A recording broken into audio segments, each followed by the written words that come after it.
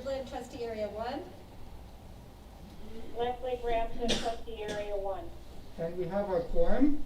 We'll go ahead and move on to 6.3, Pledge of Allegiance, led by our former Student Board Representative, Zia Marganian. Please join me in the Pledge of Allegiance. Ready, begin. I pledge allegiance to the flag of the United States of America and to the republic for which it stands, one nation, under God, indivisible, with liberty and justice for all. Thank you. Thank you very much. We'll move on to 7.0, our closed session report. 7.1, announcement of reportable actions taken during closed session. The board approved the request for readmission for expulsion case number 07-19/20. The vote was 5-0. And that was our only reportable action. Moving on to 7.2. This was agenda item 12.4, and it will be presenting at this time. Superintendent, approval to have Anthony Armelini serve as board student representative for the 2020-2021 school year, fiscal impact none. So moved. Natalie's our first. Second. Cindy's our second. Discussion. Yay! Congratulations!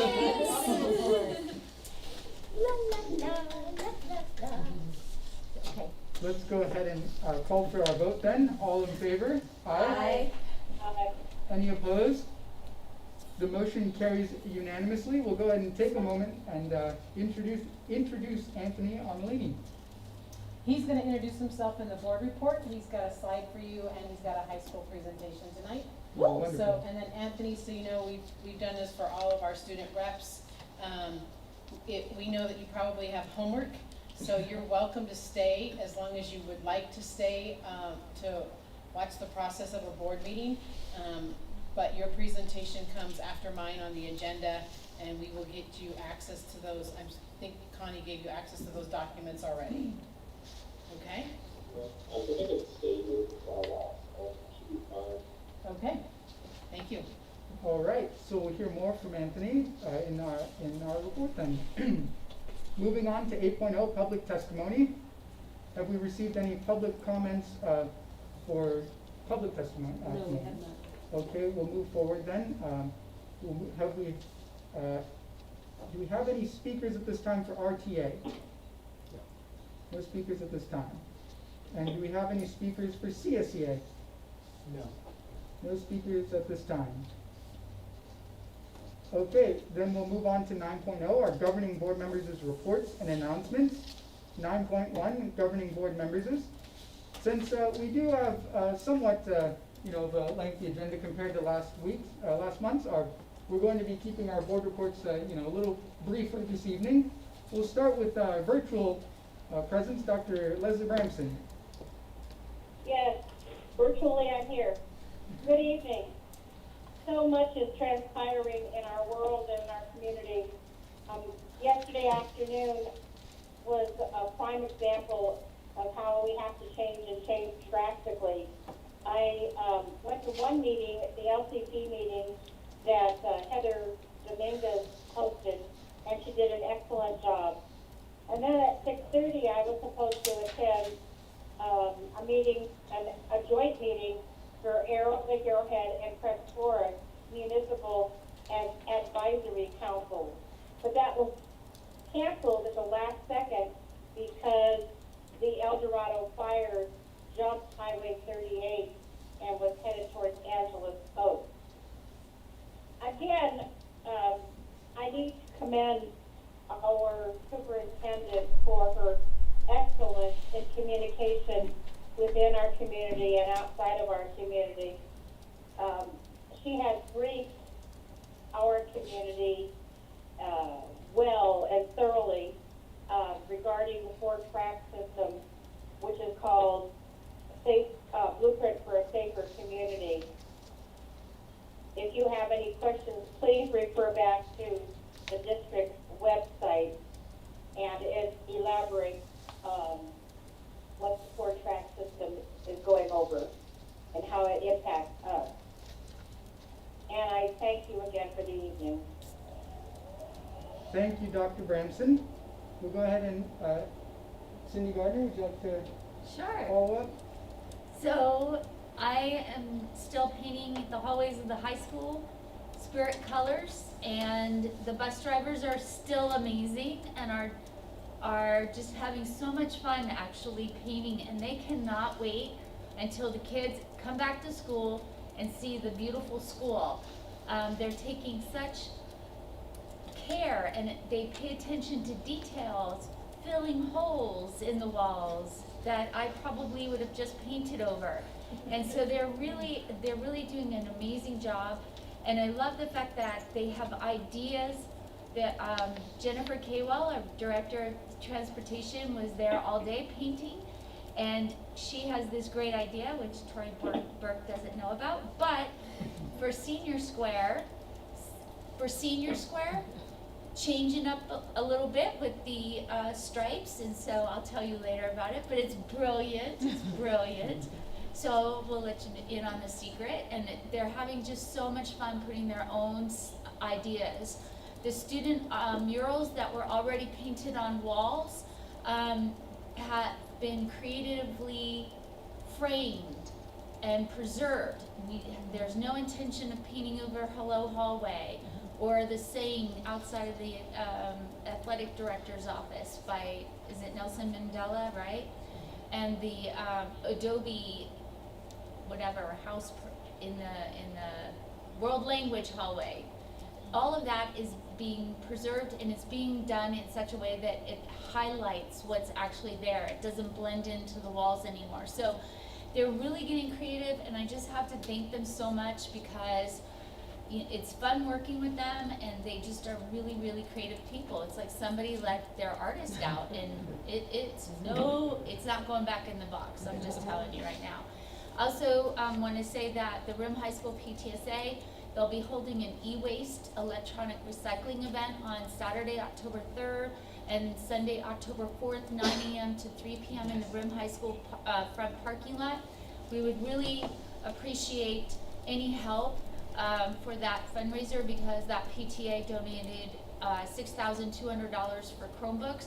So would like to replenish the coffers, especially since school beautification is under their umbrella, and we could really keep this going. And other than that, I just hope that everybody is trying to stay sane, has ways to decompress when the anxiety levels get too high and too crazy. I know for me, I walk, and it helps me so much, because when I'm really stressed out, I'll cry while I walk Sawmill trails, and then I suddenly feel better because I saw Bambi hop across the trail.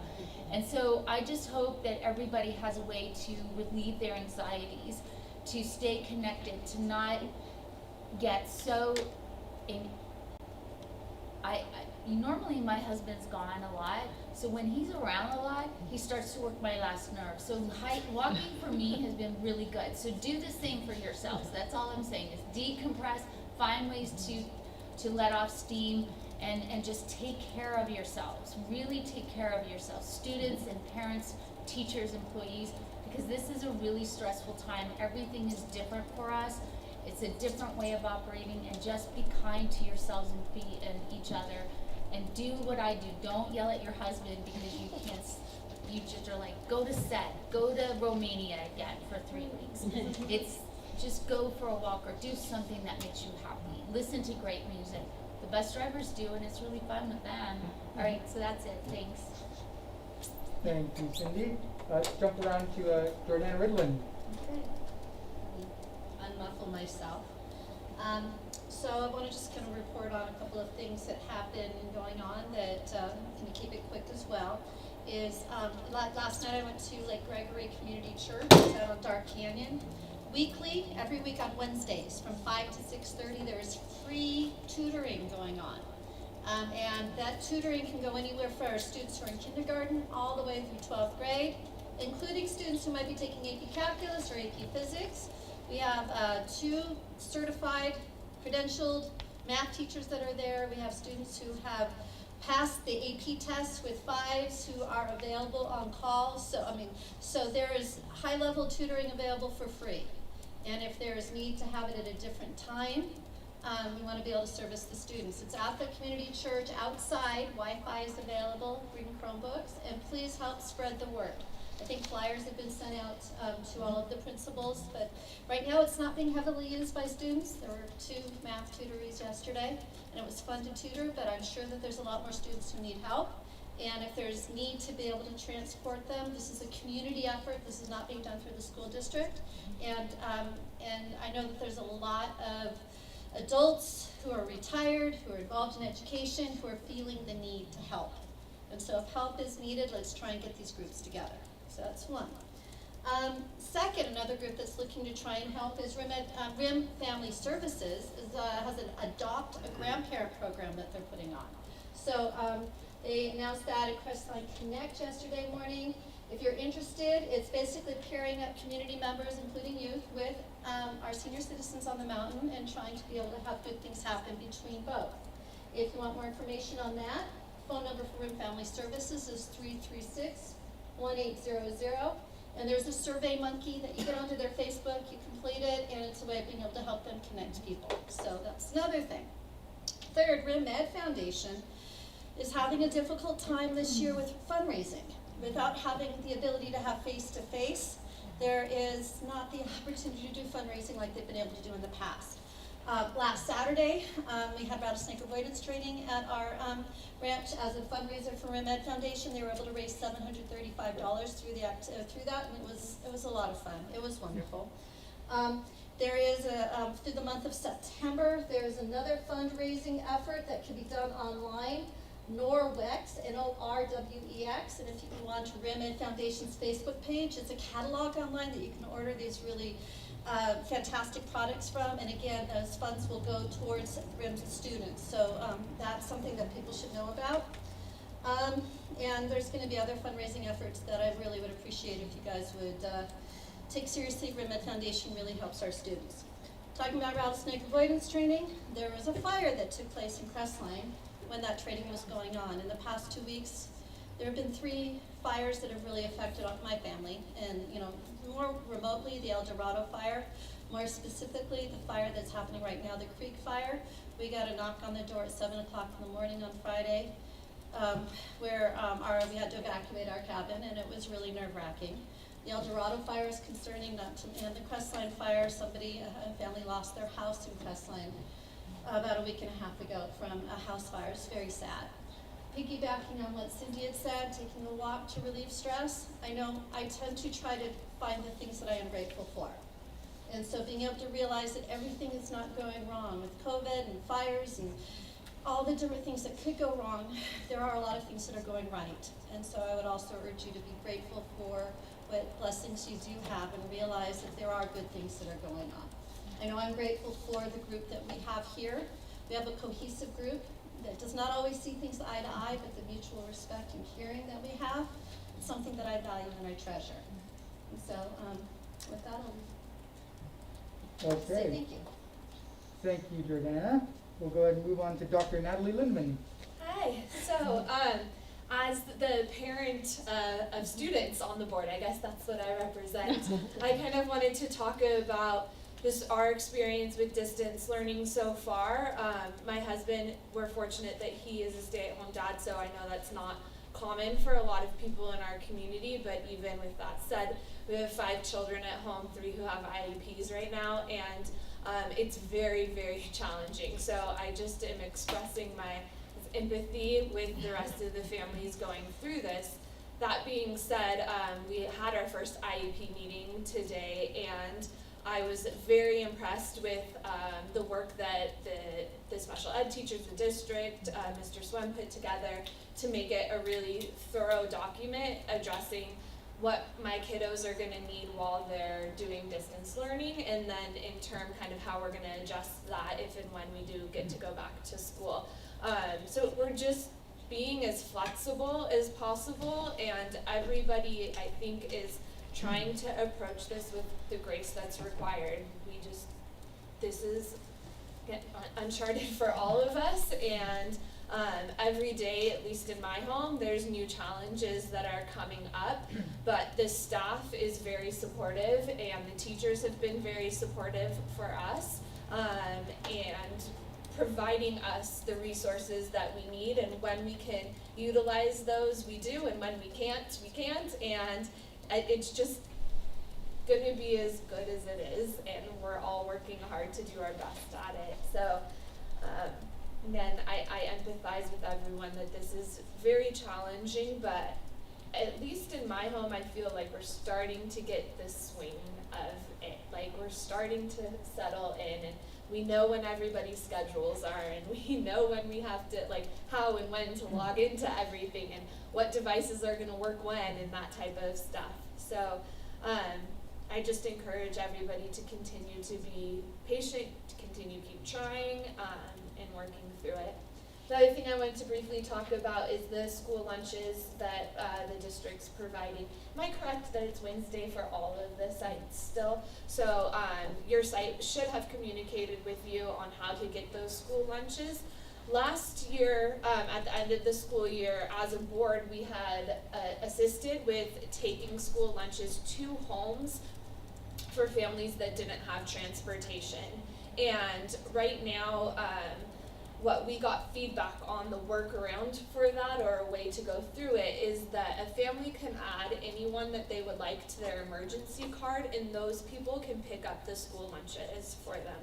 So it doesn't have to be, you know, a parent or a primary guardian picking up the school lunch, but you can maybe add your neighbor if they're going to grab lunch, that they can also grab it for your family if you don't have transportation to do that. So we hope that that will be a successful workaround. And again, that was feedback we got from the state, correct, on a way to get school lunches to families that don't have transportation. So I think that concludes everything I wanted to say. You can reach out to your site if you need any support on those things. Thank you, Natalie. We'll go ahead and move on to my report then. And I wanted to start by talking about the Wi-Fi rooms that are currently available at every school site in our district right now. So if you need to use Wi-Fi at any time, you can go to a school site and leverage that. We are still waiting on our hotspots at the moment. They are all in back order, just as they are for districts across the nation. So if you would like to use a Wi-Fi room, I would recommend that you can set that up at any of your school sites. We talked about the free lunches. Next Wednesday, we'll have our first Time with Trustees of the year. It'll be myself and Cindy Gardner. We'll be doing that again Wednesday, September 16th at 6 o'clock p.m. That'll be held over Zoom, and we will publish that Zoom link soon so that people have access to it. We'll try to promote it online and get to as many people as we can. But that'll be our first Time with Trustees of the 2020-2021 school year.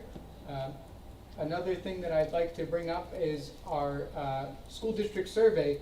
Recently we put out through our new communications platform, Parent Square, a school survey on distance learning. If you go to our district website, rimsd.k12.ca.us, it'll be right on the homepage. If you scroll a little bit down, it'll be the first one there, Distance Learning Survey, September 2020.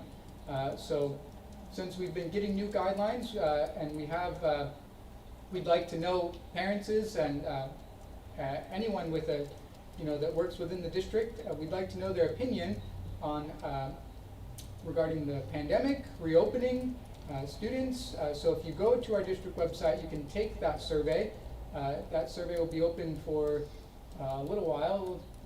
Monday morning it'll close, so make sure you get there and fill out that survey. And then I'll just leave on that Parent Square note. We did also put out a bulletin about Care Solace. We've talked about that several times at our board meetings, and we've had the service for a while, and it's been in use for several months now. But Care Solace is still available and open to use for all district employees and students and families. It's a free service. And it's a counseling service, and it's all virtual. All you have to do is go to the district's website, and there's a Care Solace tab. It'll take you right there to their page, and you can request and get any type of counseling services that you'd like. CareSolace works with all insurance providers in the state of California and the uninsured.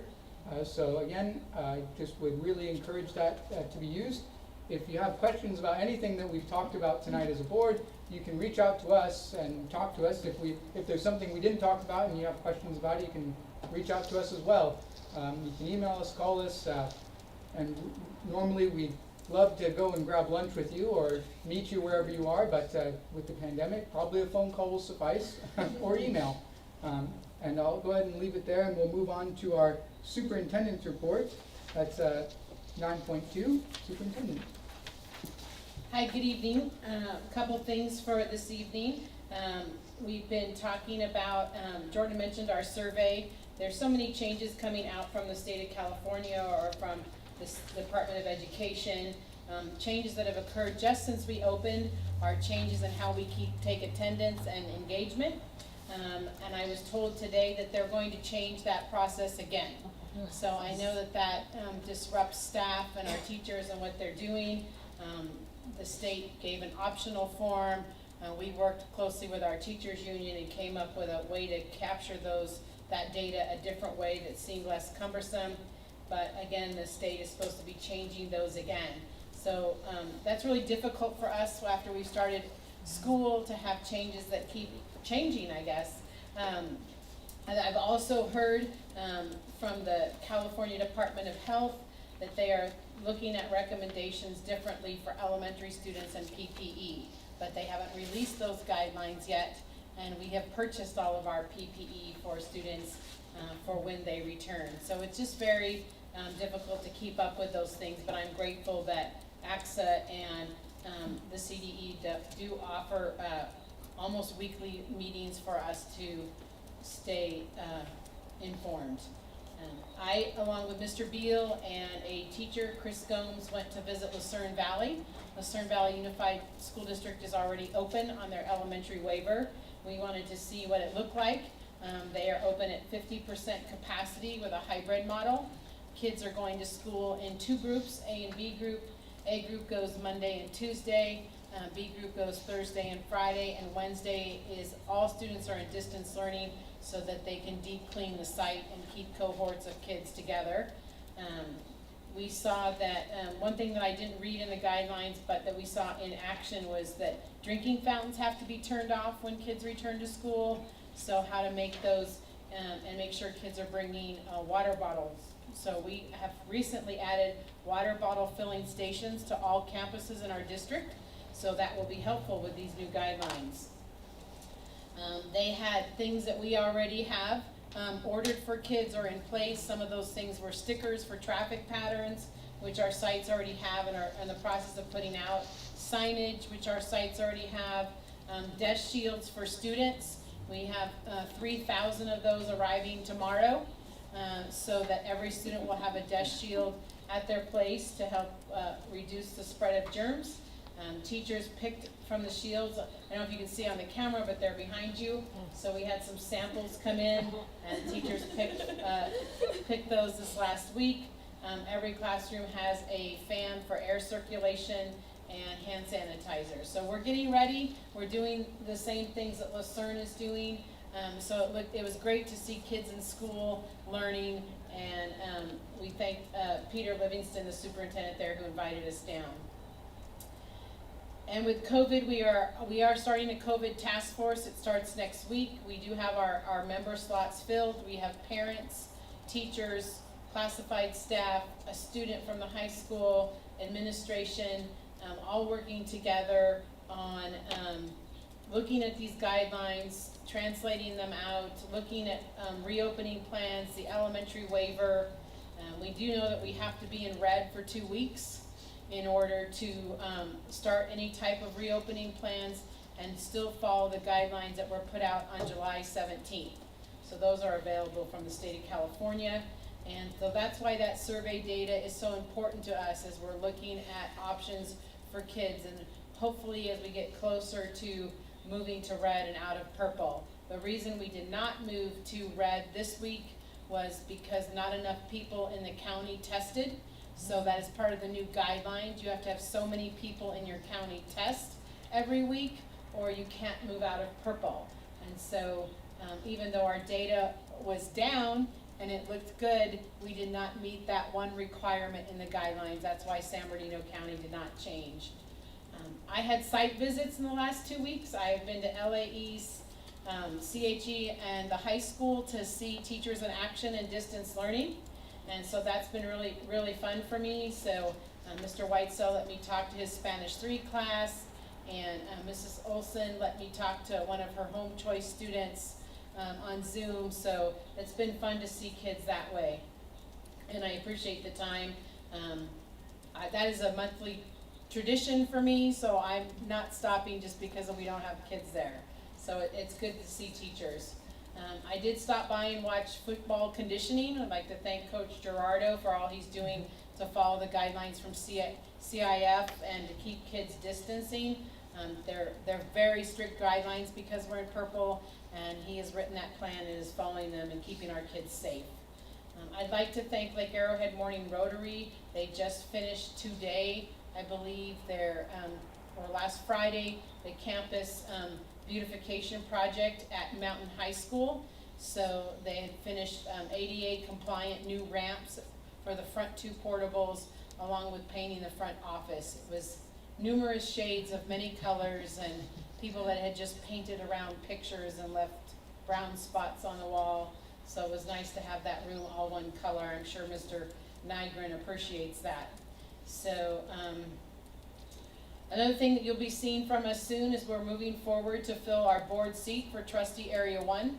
We had no one signed up for a candidate to run in the election in November. So Trustee Area 1 is on the new Trustee Area maps that we worked on last year, which is basically the Valley of Enchantment area and Cedar Pines Park. So we will be announcing that vacancy. We'll have a 2-week window for applications. They will close on October 9th, and then we will schedule a board meeting for the end of October, early November, to select a person who has put in an application to fill the seat starting in December. Okay, and then the fun part, we haven't had this for quite a while because of COVID. You know that we do, usually in my report, we do a Heart for All video. This time we would like to honor, we have a student at the high school who has offered to make our videos this year, and that's Ashlyn Malone. And our Heart for All video this month is from a high school student, Zeno, who has graduated, but this is the first chance we've had to have him come back. And we'd like to thank you for your service for the board, for our student rep last year. And we have a little pen for you, but we're going to go ahead and show your video. Yay! Oh no!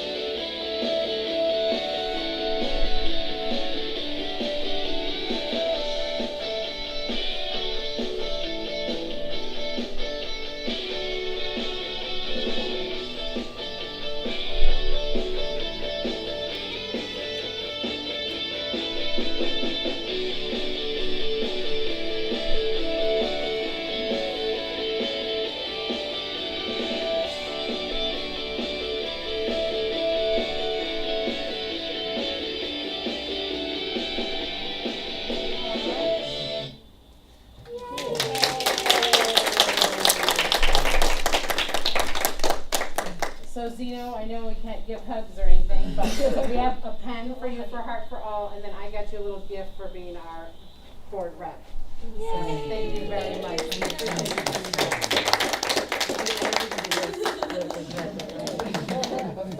Thank you. Thank you, Zeno, would you like to say any parting remarks since you didn't get to any of your board speeches at the end? Well, thank you for having me. Thank you for giving me the opportunity. And where are you attending college, Zeno? I will be going to the University of California, Riverside, majoring in public policy. Thank you very much, Zeno. Thank you. Okay, and we'll move on now to 9.3, our student representative report. Anthony Armelini, Rim of the World High School. Hey guys. Hi. So I'll be going over my personal slide here, and I'll be going depth into a couple of ideas I've gotten from some friends, family, schoolmates off of virtual learning.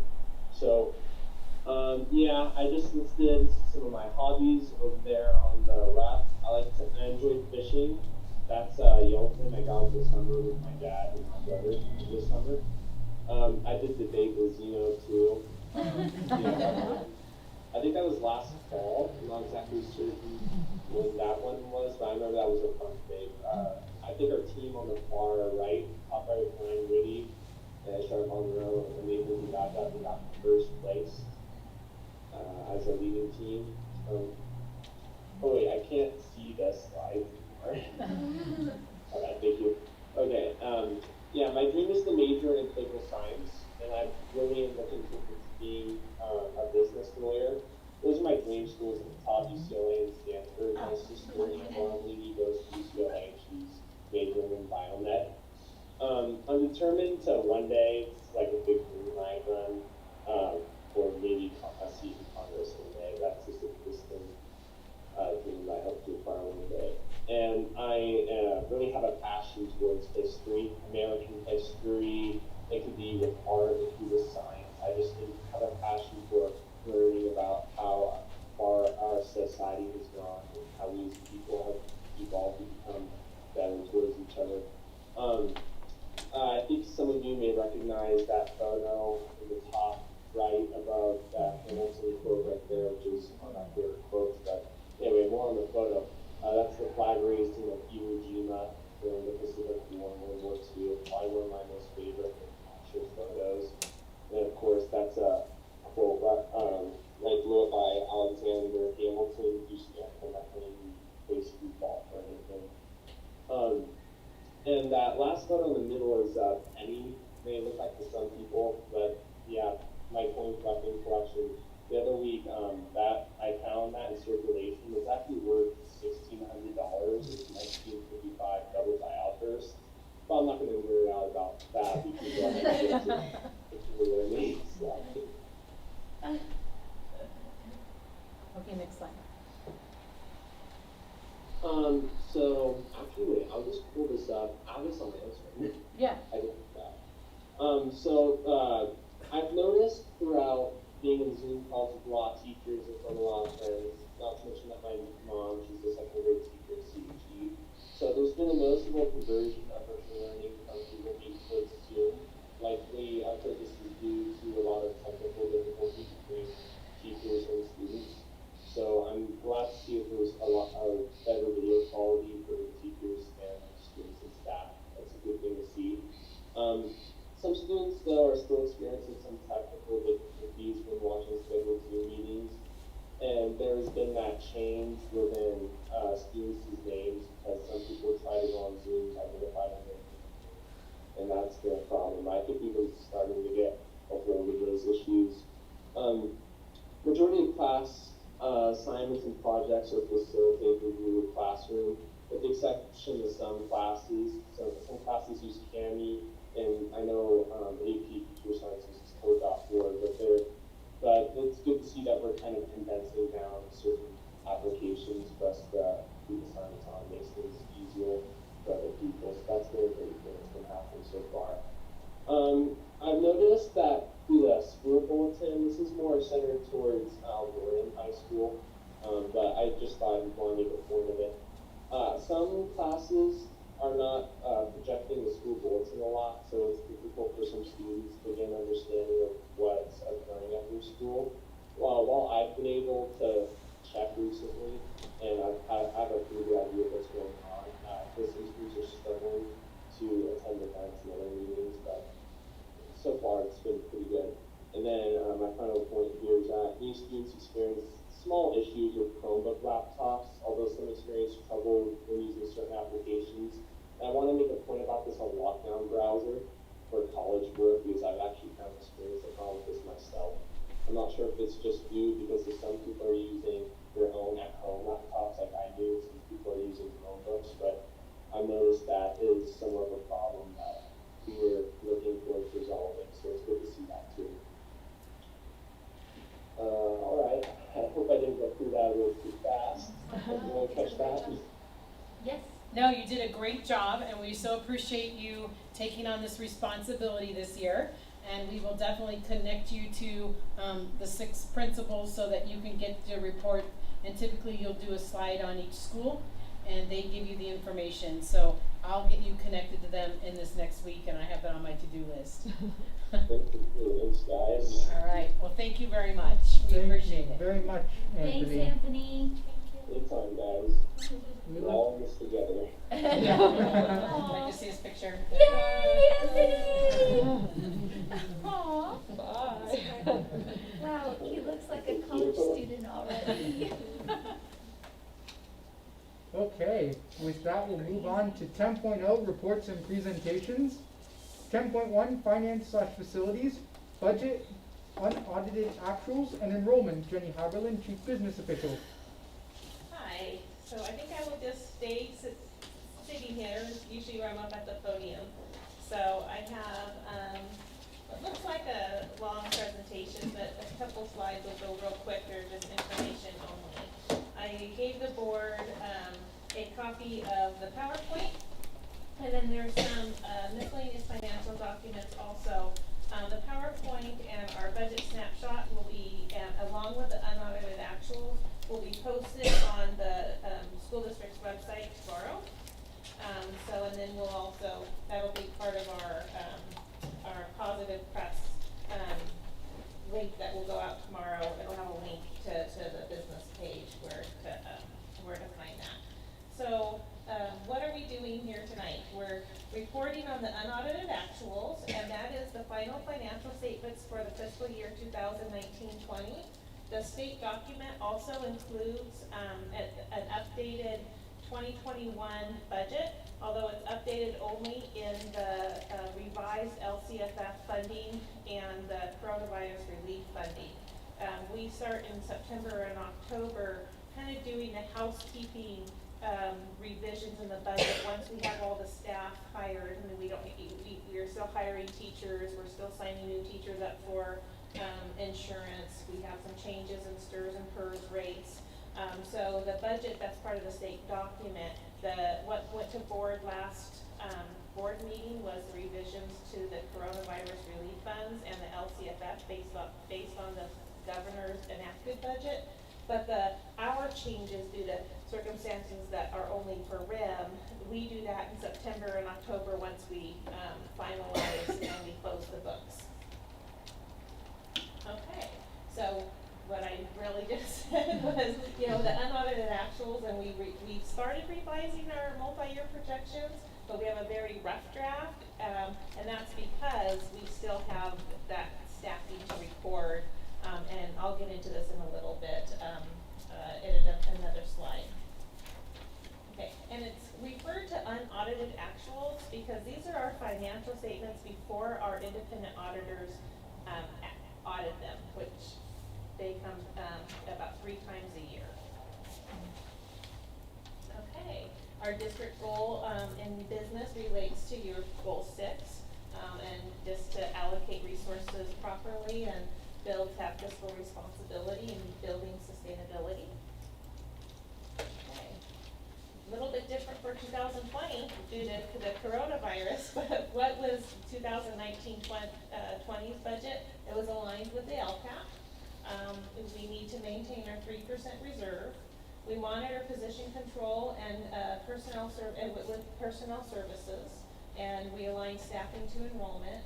We continue to report monthly to the board, and we continue a daily, weekly, monthly review of expenditures. That's what happens during a normal year. With COVID-19 and the shutdown, of course, the LCAP and that process has changed a little bit, and of course we have some, budget constraints also within being on lockdown. Okay, this was just to take a look at where we started from with enrollment. This is where we ended in, for the fiscal year 1920. And you can see that way at the bottom of the line, we have months 7, 8, 9, 10, and 11 of the attendance month is all the same number, 3,110.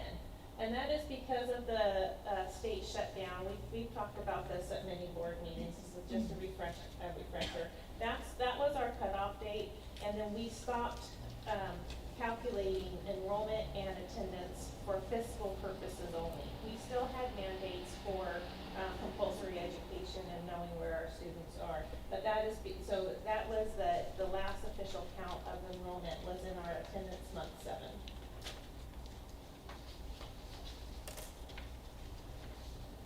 Okay, usually the third week of school, I do a graph. This is actually since 1997, 98 when I started here.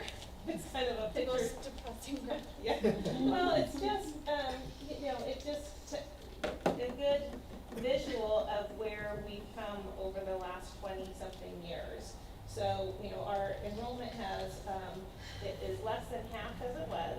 And of course, we've done some tough decisions over the years, like closing 2 schools in reaction to that. And then it has slowed. We had some bigger classes that kind of have helped us limp along with not having that 6% decline and before COVID, of course.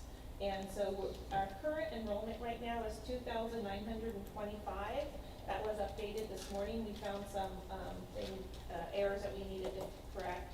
And then we will monitor enrollment monthly, and still we won't have a stride for 95 and an attendance report, of course, because we won't be calculating attendance for fiscal purposes, but we'll still report what our enrollment is doing. We're still going to be mandated to report through CalPADS and have an annual census day, the first Wednesday of October for CBEDS. Okay. A little bit hard to see on the screen, although you have the PowerPoint in front of you. And this is just our enrollment as of, it was September 2nd. Yes, as of September. Sorry, Oh, what's that? I was thinking about the lights. but- I'll be fine with maybe not all, but one, if you want to turn one off. There's only one off right now. Oh, it is, okay. And so at the end of, as of September 2nd, we were of course at 2,925. We actually projected 3,073 students. So we're currently 148 students below our projection.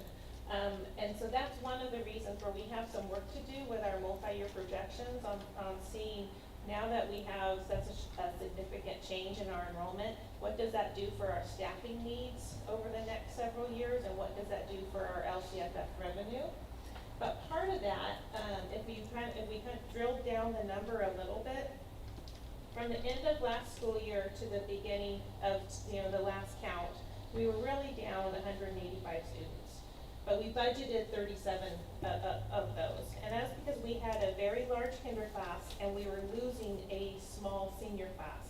So if nobody had left the mountain, we were actually going to be pretty steady, if not grow, because of losing a small senior class and having a very full kinder class. We actually have, our kinder class last year was 281 students. Our kinder class this year is 203.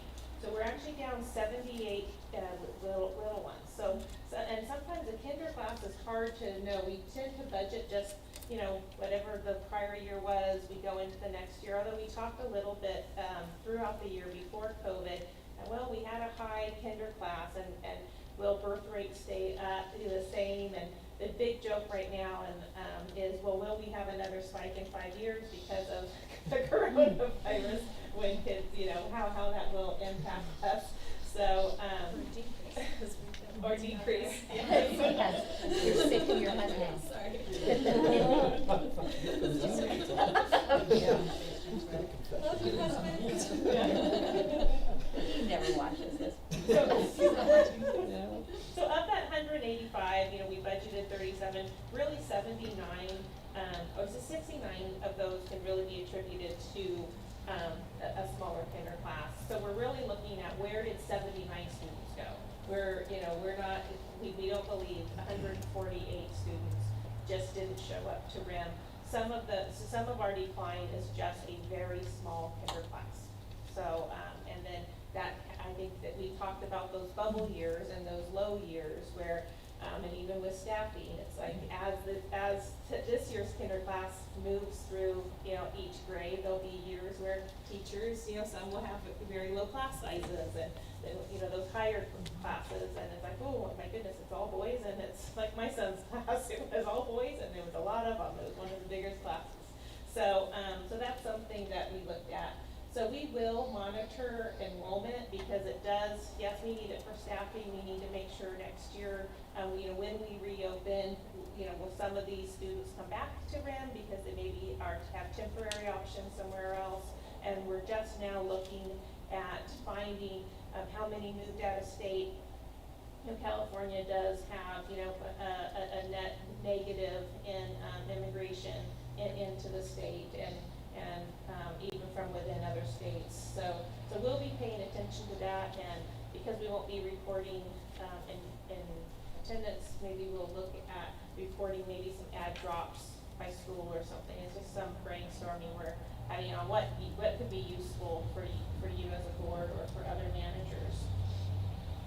So, and like I said, it will impact LCFF and future staffing needs, although if we open before just some of those deadlines we have and we see an influx of students, we'll adjust both ways. Part of being flexible, grace, flexibility, all that we've been saying everyone needs to be at. But for attendance, because we won't be counting attendance for fiscal purposes, our attendance this year for 2021 will be reported for a fiscal basis as the 1920 ADA. So our 1920 ADA is our 2021 ADA. So it makes it really easy to project. Actually, because we're always on a prior year guarantee, our 2021 ADA will be the 21-22 revenue. So even if we have an enrollment decline, we're going to feel that on the LCFF in 22-23. Yes. And that's because 22-23. That's because of the ADA hold on. Yes, yeah. It does, instead of gradually going down, it will feel like a little bit more of a fiscal flip because normally we would have a lower ADA in 2021 because we're in declining enrollment. So now we have a little reprieve for 21, 22, and it'll be that 22, 23 where we might feel some of this. Okay. All right. This was a slide I stole, from a conference I went to. So we steal some of the, some of our things we borrow and steal from other districts or other companies. But it was a statewide enrollment projection, and we've talked about this before, that the state is projecting overall. That's why you hear so much, RIM's not alone. We're definitely not alone in declining enrollment. Even, I think it was last week or the week before, LA Unified, in 1 week they reported a 6,000 student decline in their enrollment. So, RIM's not alone, but this is the state, this is from the Department of Finance, and they're estimating that the state in general is in a decline, which we talked about before. Do we have any knowledge about districts in the Inland Empire in terms of like their incoming kindergarten classes or just in general as far as their It's old data, but in the last conference before COVID shut down that we had an economist speak at a county meeting, they did say the Inland Empire itself is in a decline. And that the age group, the school age group is declining, although the retired age group is increasing. So it's really a shift in population, not necessarily a lower population. And they were touching on that in response to what jobs would be available in the Inland Empire, and that's the services to the older population and healthcare. It was in relation to that. But so usually in October, the county has the same economists come and speak at, the meetings that I go to. So that hasn't been scheduled yet, because it's normally, we all get together and, you know, I don't know how it'll work with, the shutdown. But so we get that updated birth rate specific to the Inland Empire, usually at the October, November, and then again from the, University of, California, Riverside, their economist speaks at our spring meeting. The information very rarely changes, so between the two. So I'm looking to update that, but I'm expecting to still hear the same information, local birth rates and that population shift. Okay, this is just a snapshot of our LCFF revenue and what it's composed of. So LCFF revenue is our base, when we took the shift from categoricals and revenue limit dollars, and it's combined into LCFF, what percentage is what? You can see that we have only 1% of our revenue comes from the concentration grant, and that's directly related to our low unduplicated count in the 4 or 5 areas where, you know, foster, low income, English learners, homeless. And then, 5% is our add-ons, which is for transportation. As long as we provide transportation, we still get partial funding for it. Okay, we had some one-time funds in the 1920 on the unrestricted side. We had our Grandview insurance claim when we had some water damage in Grandview. We elected to only abate the actual the portion that was in that needed some mold abatement and whatnot and repair. And then the actual to rebuild classrooms, we held that in reserve. Although we have to recognize it in as income, and then you'll see a higher local income, but that's because we recognize this insurance proceeds. But then we held it in reserve. Our MAW funds, which come into a different side of the budget than they used to, we also recognize that as revenue, but then we hold it in reserves, and that's part of a budget committee item. We have one-time special ed funding to directly contribute to the offsetting of the contribution we make from our base dollars. And that was part of the one-time monies in 1920. There was a small amount of it. And then our forest reserve funds that come in, never know if the federal government will apportion that or not. We normally we have been holding those in reserves, although this year we didn't. We will let that fall out into just the bottom line as a budget savings. This is just you can see, when you go to online and download this, you can zoom in and see it a little clearer. But this is just our total budget for 1920, how we ended, and what percentage that we spend in the different categories: certificated salaries, aides, administration, classified, cafeteria, employee benefits, retiree benefits, and books and supplies. And one of the things we each year, our retiree benefits that we pay are usually around 5 to 6% of the budget, and it's at 6% still of the budget. Okay, and just for your information, a 4-year history of our total expenditures. And you can see from 2017 to the 1920 school year, we have made in the salary compensation, we've had lower expenditures. That's probably more related to just a declining enrollment and needing less teachers. And then some budget reductions that we've made on the classified side.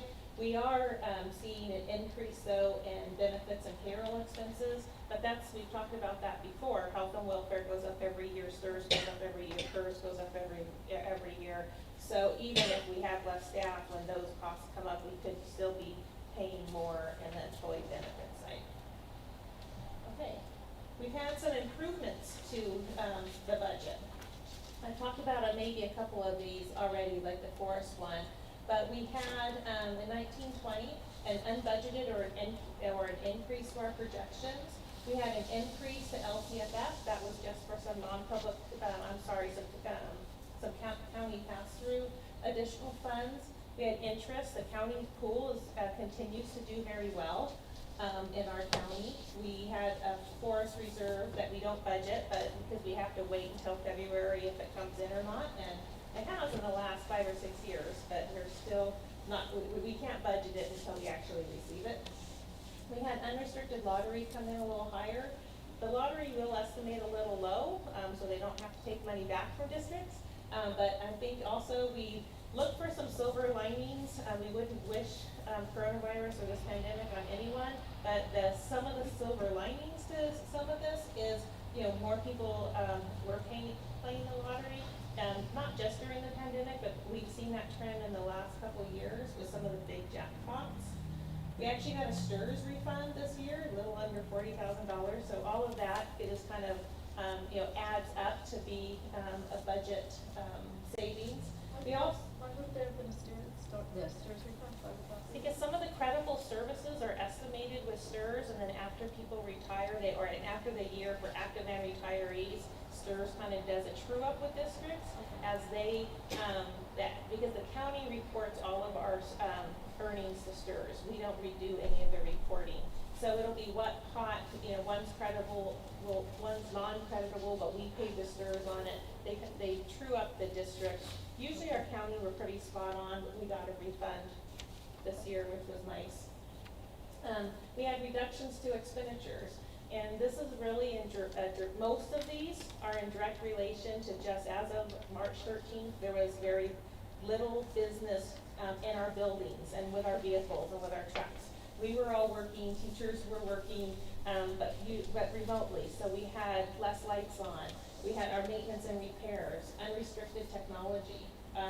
Transportation had over $100,000 unspent funds. So normally they're buying tires. We saw huge savings in both the maintenance and transportation in their fuel costs.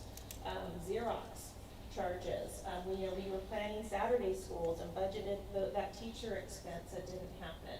We had some extra duty and some contracted services planned with vendors that we didn't have students, on board, so we didn't work on that. We had some vacancies that we didn't rush to fill. So, that we then, that savings fell out into the budget. We had, over budgeted a little bit on our vacation payout for CSCA, especially with last year was our first year that we had that negotiated settlement to lower the vacation payout. So we had some savings there. Just across the board in everybody's budget, just repairs, supplies, people weren't ordering from Office Depot and toner. So cumulatively, district-wide, we've had savings. Legal expenses, we've been trying to knock that down every year. I think every year we do, we're relying less and less on some of that. And even that's even with having to redo the maps. So I think we did really good. So, just like the contracted services and other departments, custodial supplies, we had utilities and alarm fees. We had some projects that we were doing with the panels for our alarms that we budgeted. That's going to have to be finished this year because, that didn't get completed. Our 3 major snowstorms were on holiday weekends. But then, I don't know if we had any snow in April, I can't remember now. We had savings in health and welfare and subs across the board in every category because we weren't getting subs, since March. So, and then we had a state grant that we offset some classified professional development. And then we were able to take some expenses in that we were doing from March to June, and we offset that with some coronavirus funds that we received. So all of the one-time funds and this contributed to not having a year where we did not deficit spend. Now a lot of that is one-time in nature. So we're still in a normal year. We're still looking at a deficit spending pattern, but we had a lot of one-time in 1920 that wasn't expected. Okay, we had a big gift, I guess I'm going to say, from the SELPA. We had a reduction to our SELPA charges, which is another big component of it. So when you see our ending fund balance has grown from our projections, these 4 slides are the majority of the reason. We had, been budgeted from, pretty much all year, and we get the budget from the SELPA, and then they actually just hit our account. We don't write them a check, we don't do any of that. But they are budgeting around just under $1 million for the whole year. Once their year was done and reconciled costs among their member districts, we had savings of over $500,000. So, you know, Derek and I talked about that on working with them on, their projections, and so, and so Don't anyway. expect it again. Yeah, Yeah. you don't expect it again, and usually, this was a gift, and I hate, glad to have extra money our way, although I don't like projections to be wrong, good or bad, so, we had a lot of questions over the summer, like, are you sure? Are you, I probably bugged them to death, because I was like, not that I don't want this, but I I'm not don't gonna also say want it. a surprise in October or November and say, oops, we did make a mistake, you do owe $1 million. So I was really like, I don't believe it, and so, they probably don't wanna hear from me for a while. Okay, just a snapshot of our revenue for 2020-21. You can see that it really hasn't changed much because our unduplicated account hasn't changed, and of course, our funding on the AEA. Okay, I just wanted to touch a little bit on the COLA. So, this is another slide that I stole from a conference that I went to. And if you read anything on the CDE or the state's projection, there is a COLA built into the funding language, okay, at 2.31 COLA. But it's actually been deficited and taken away from us. So we're given it on paper and then it's taken away. So really, even though the legislature can say there was no cuts made to education, because the base cut, the base amount is the same. So, but when you're projecting COLAs every year and you're given these planning factors 4 or 5 years out, and we present multi-years, we negotiate on these numbers, and then they say, well, we didn't cut you, but we're not funding your COLA, that is a cut to education. And so that's one of the, maybe a pet peeve on, when we hear those statements being made. Okay, this is this isn't our slide again, but this is what a no COLA environment does for the average LEA, which is school district.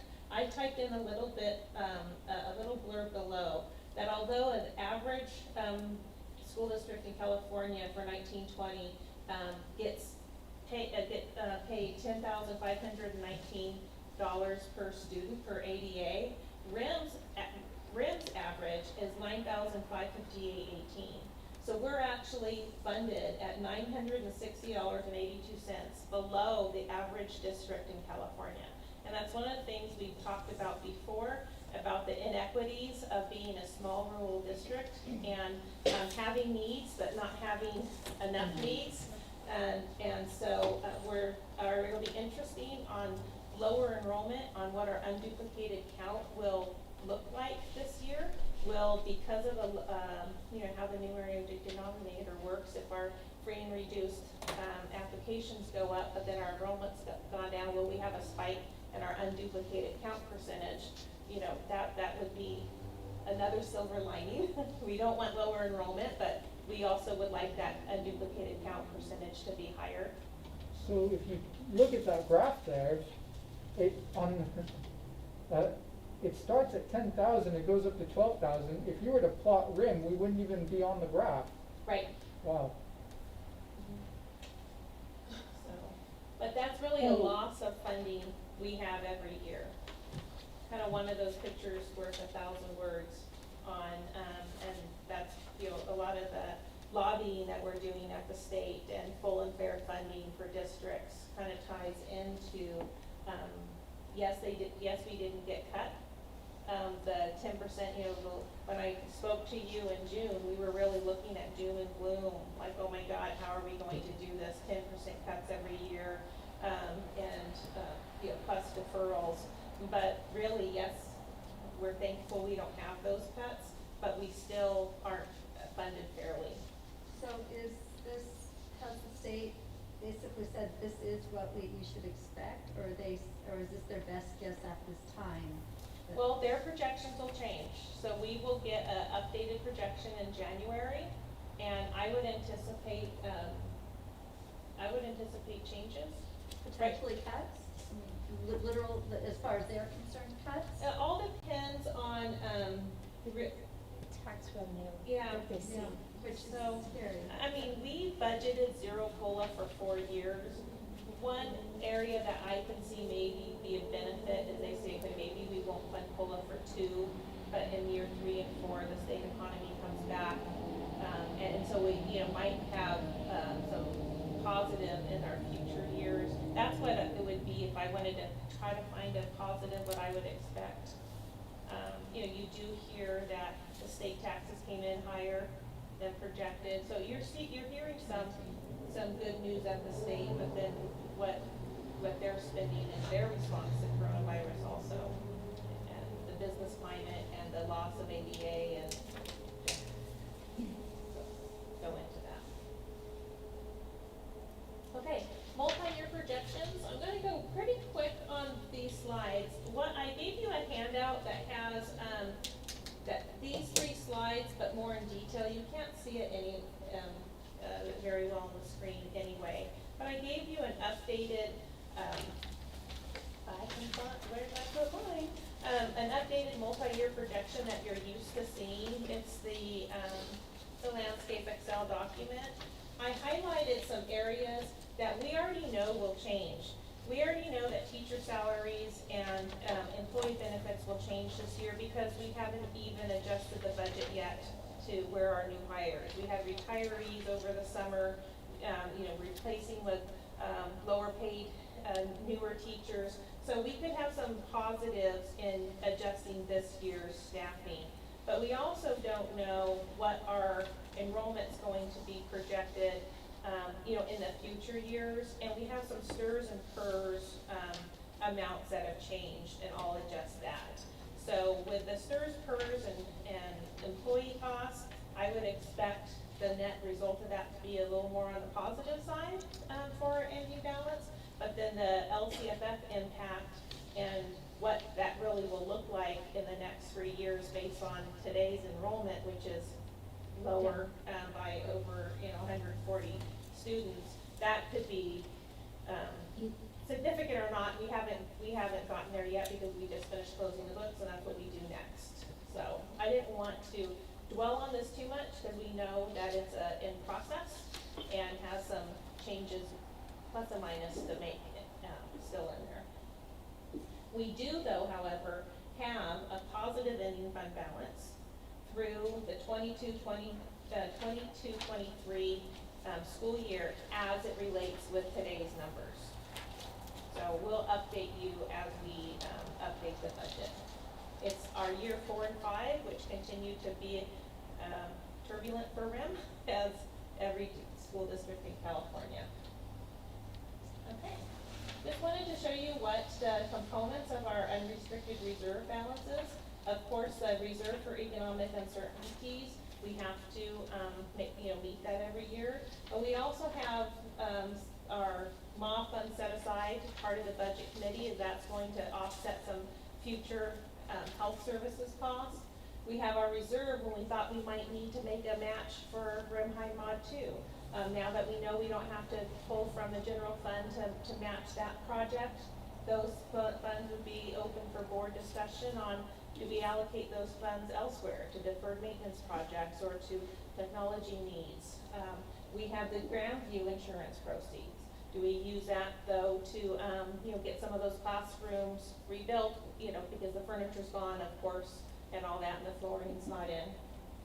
We set aside some funds in 1920, which we've already posted to principals' accounts for site beautification. I mean, now that school, half our staff is not here, students are gone. Like we talked about, Cindy, we want to do some of those projects. Over the summer, we just had some back ordered items. You can see it's little, but I still need to record it in that we were, we didn't get in time, so we carried those funds over from the state, for the site because, so they wouldn't lose those funds. On an unrestricted nature, they don't get their carryover, but, due to the amount of supplies ordered on the technology side and Chromebooks, we weren't going to penalize a site for, and not let them use that unspent money last year. Then we had some maintenance projects that were completed over the summer, so we recognize those expenditures in a year, we complete them, so we had to move those monies forward. Okay, we have some restricted carryover, and you can see the difference in the 1920 versus 2021, and you can say, when I had some people, look at my PowerPoint and ask questions, did I capture some information? They went, wow, look at lottery, how come the funding went down so much? Well, that's not funding, that's the amount of carryover from 1920, but because we estimate it in May, we've since budgeted that in 2021 school year, but you can see I still have, now that we've closed the books and know exactly what our dollars are, we'll budget that remaining carryover to each of the sites for their Medi-Cal, their lottery, mental health. Of course, we saw that mental health, we didn't use all of our state mental health funds. Low performing students block grant, and the other restricted local, that's largely ROP's donations, about $1 million of that is, but we also have some of the strong workforce program, we have that CTE grant, we have some little funds that are assigned the same code in the state software. Then we have some other carryover that doesn't get recorded on some of these state forms for you, but I thought I would include them. They are just in a different part of the budget. And we have Title I carryover that will get redistributed.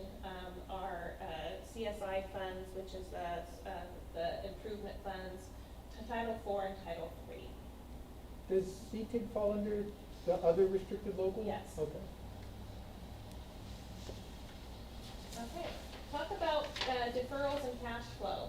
So we've updated, and it's one of the landscape documents, I'm not going to go through with it, but I've updated the final 1920 actual, which shows the ending cash balance per month, and of course, June's ending cash becomes July's beginning cash. And so we've reviewed our cash amounts. There's some changes that will need to be made based on if we changed anything in the budget. But what it's looking like today, this could change, is the needing cash by August of 2021. So I think we're doing a little bit better cash-wise than some of the other districts right now, who will need, because what this slide is showing you, like our February 2021 payment from the state will actually be received next November. You can see that those are payments slotted to be paid, that the state pays us for our state aid, and when they will be paid to each district. So we're, because of our healthy reserves and some of the cash, like you've seen the carryover, like with the ROP donation, that cash is still in there. Right now, I'm estimating the need to borrow because of what the state's doing in August. So we're still going to apply for a trans, but we can't be part of the pool unless we have a certified cash deficit. So that's when their accountants and some of their finance people will do some magic and look at our numbers to help me adjust it if we need to be, and if we need to go any sooner than August, we would look at probably having a board agenda item to you in January of 2021 to approve us borrowing on the state, due to the state deferrals. And this is all the state's doing to push or make it seem like they're spending less in the previous fiscal year, right? Yes, it's an accounting entry that the state can make. We can't, of course, because they are pushing their loss into future years. Where if we're not going to receive those 5 payments, we still report that as revenue, and we report a receivable, okay? But the state doesn't report a payable. It doesn't follow with accounting theory. And then in hopes that in 2021 fiscal year, 21-22 fiscal year, their cash position has improved, so they can pay us back. And depending on how, you know, when they close their books and what the next 6 months will look like, they could ease up on some of these. And, in Sandabs, we talked a lot, capital advisors, Kevin Gordon gave the report on the federal side, and obviously the next relief bill hasn't gone anywhere, but both the House and the Senate, there's a big sizable chunk of change, like $70 billion for education. So what capital advisors and Kevin Gordon were speculating that if some relief goes through at some point, and that does get distributed to the states, that one possibility would be that the state would ease on those deferrals. I And heard the same thing. yeah, so, I mean, that's one big thing, and then, again, oh, we don't have to do this one, or this one, or this one, so that would be a break for us. Yes. So pandemic relief, you mean at the federal level, right? Yes, the Okay, second yeah. one. 70 billion you're talking, I figured It's- federal. Yeah, 70 billion is in the bill for education, but it didn't go anywhere in the Senate, so I Mhm. don't know what to say, but if we ever did get that, that is the speculations that these. Could be helpful, yeah. Yes, for us not to face these deferrals. Because these deferrals will cost school districts. Yes, Yeah. because it's like a loan, and you pay Mhm. interest on the loan, and they're not gonna give us money For to free. cover those interests. You know, we'll never get that back. Yeah, we'll get the deferral back, but we paid out money. Correct. So I wish that Congress would get it together so that we could get the money. So one of the, maybe peculiar, I don't wanna say funny, but peculiar things, and we talked about this in I believe in a board update. The 2021 audit guide will include instructions to enforce the requirements for distance learning and in-person instruction. And you heard from the superintendent today that they're going to probably change, their requirements. And what's funny or peculiar about it is speaking with our audit team, the audit team has not even received their audit guidance on what they'll be expected to audit school districts yet. So we're in. We were told they wouldn't get those, the audit people would not get the audit guidelines until December. December, That's what I was told in a state call this week. but we'll be accountable for what's I happening ran to right Jenny's now. office after. And you get, But we're accountable from September 1st, and the and audit Right. guidelines and aren't you even can out be yet. fined, Be very Right. punitive. right? You Yeah. can get fined. Yes. Yes, so Yeah, then. so that's the best part, is that we're gonna, I was told in Sandbags that yes, we're still gonna be audited on the things that you can get fined on, but it's not clear, and there needs to be some supplemental guide on the guidebook. And it's not hashed out yet. So a guide for the guide. Yes, a guide for the guide. Yeah, so, I mean, right now, we're working with our sites to, how to properly document the, daily attendance by running their weekly attendance reports, like getting that signed by a teacher, and then being able to document the weekly engagement. So there's two types of reports that we know that the auditors will look at, and they were really, exhausted, and they said, their clients are inundating them on, we wanna do this, we have Aries, we wanna do this, or we have this school program, we wanna run that, is that okay? And they're like, it sounds like it's okay, and it seems reasonable and practical and common sense, but until they get their guidelines, I mean, their guidance is just, try to do the best you can. They're not out to hurt school districts, the auditors aren't. So, but at the same time, not having those state guidelines yet on what they're going to be held to audit, it's just been real frustrating, and then to hear that it might even change again. And you can get fined. I love that. Because I think because this is just the world according to me, so I hate to give my opinions sometimes, but, right now, everyone was held harmless on ADA. So, and with the state being in decline of ADA, normally the state would have less ADA to have to pay on, okay? So you kind of need, maybe tongue in cheek, go like, well, they're actually spending more in ADA than they normally would because so many districts are in decline.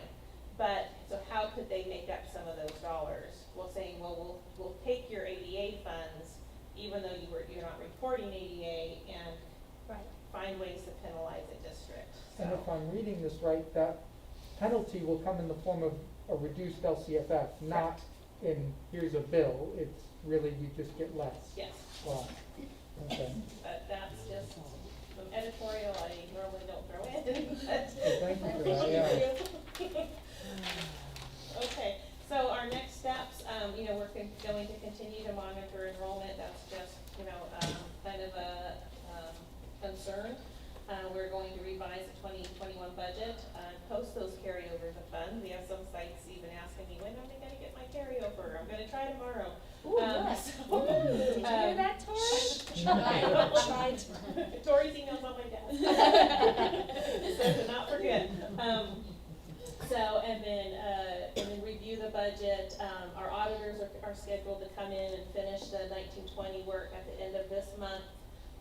We work with our stakeholders and the budget committee still.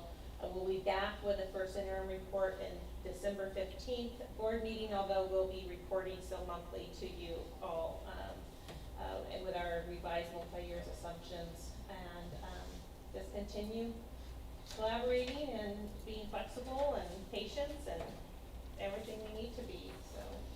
Thank you. Thank you. Wow. Do you have any questions? No, I just would like to have the relief bill. Yes, that'd be nice. I just would like to have the relief bill hashed out. I wish that they could, some of the differences seem like there's a path to compromise, and I just think it's, I know that in one part of it, we should also hope for is being held harmless, limited liability for school districts, just like businesses. That is something, even though the Republicans want definitely small businesses and stuff, but education, school districts are always talked about in the same breath. So we just need to have them help us, because this is just overwhelming to deal with on so many levels. So we'll see how it goes. I'm trying to be optimistic. It's not working when I watch the news. Thank you, Jenny. Any other questions? Okay. We'll move on to 11.0, public hearing. 11.1, procedures for public hearings. Public hearings are required on specific items such as instructional materials and pupil textbook compliance and waivers of certain procedures for sale of surplus real property. Due to the modified meetings procedures during the COVID-19 coronavirus pandemic, if a member of the public would like to support, oppose, or otherwise offer an opinion on the issue, an email should have been submitted to the executive secretary to the superintendent by noon today. Once the board president opens the public hearing, written comments will be read aloud and subject to the board's usual time limits for public comments. When public input is concluded, the board president will close the public hearing. Decorum, the governing board member is interested in the ideas and opinions of stakeholders and endeavors to incorporate community views into its deliberations and decisions. At the same time, it must be able to conduct its business in an organized and efficient manner, free from material disruption. Therefore, in accordance with Board Bylaw 9323 and Government Code Section 54957.9, audience members may not disrupt, disturb, or otherwise impede the orderly conduct of this meeting. Open meeting laws do not confer any privilege or protection for expression beyond that otherwise provided by law. The public's understanding and cooperation are appreciated. Well done. 11.2, educational services, public hearing for instructional materials and pupil textbook compliance, 2020-2021. The public hearing is called to order at 6:57 p.m. And we had no submissions or public comments submitted to us on this item. So there are no audience members, and we'll go ahead and close this public hearing at 6:57 p.m. 11.3, business services, resolution number 20/21-05, waiver of certain procedures for sale of surplus real property at the district's administrative building site located at 27315 North Bay Road, Blue Jay, California, 92317. The public hearing is called to order at 6:57 p.m. Woo! And again, we had no public comments submitted. We had somebody that showed up and they had to leave, so they did not submit any public comments to us today by noon. So we'll go ahead and close this hearing at 6:58 p.m.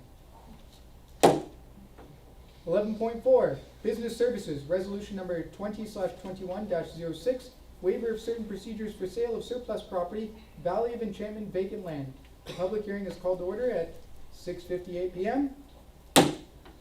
Again, we had no public comments submitted on this, so we'll go ahead and close this public hearing. The public hearing is closed at 6:58 p.m.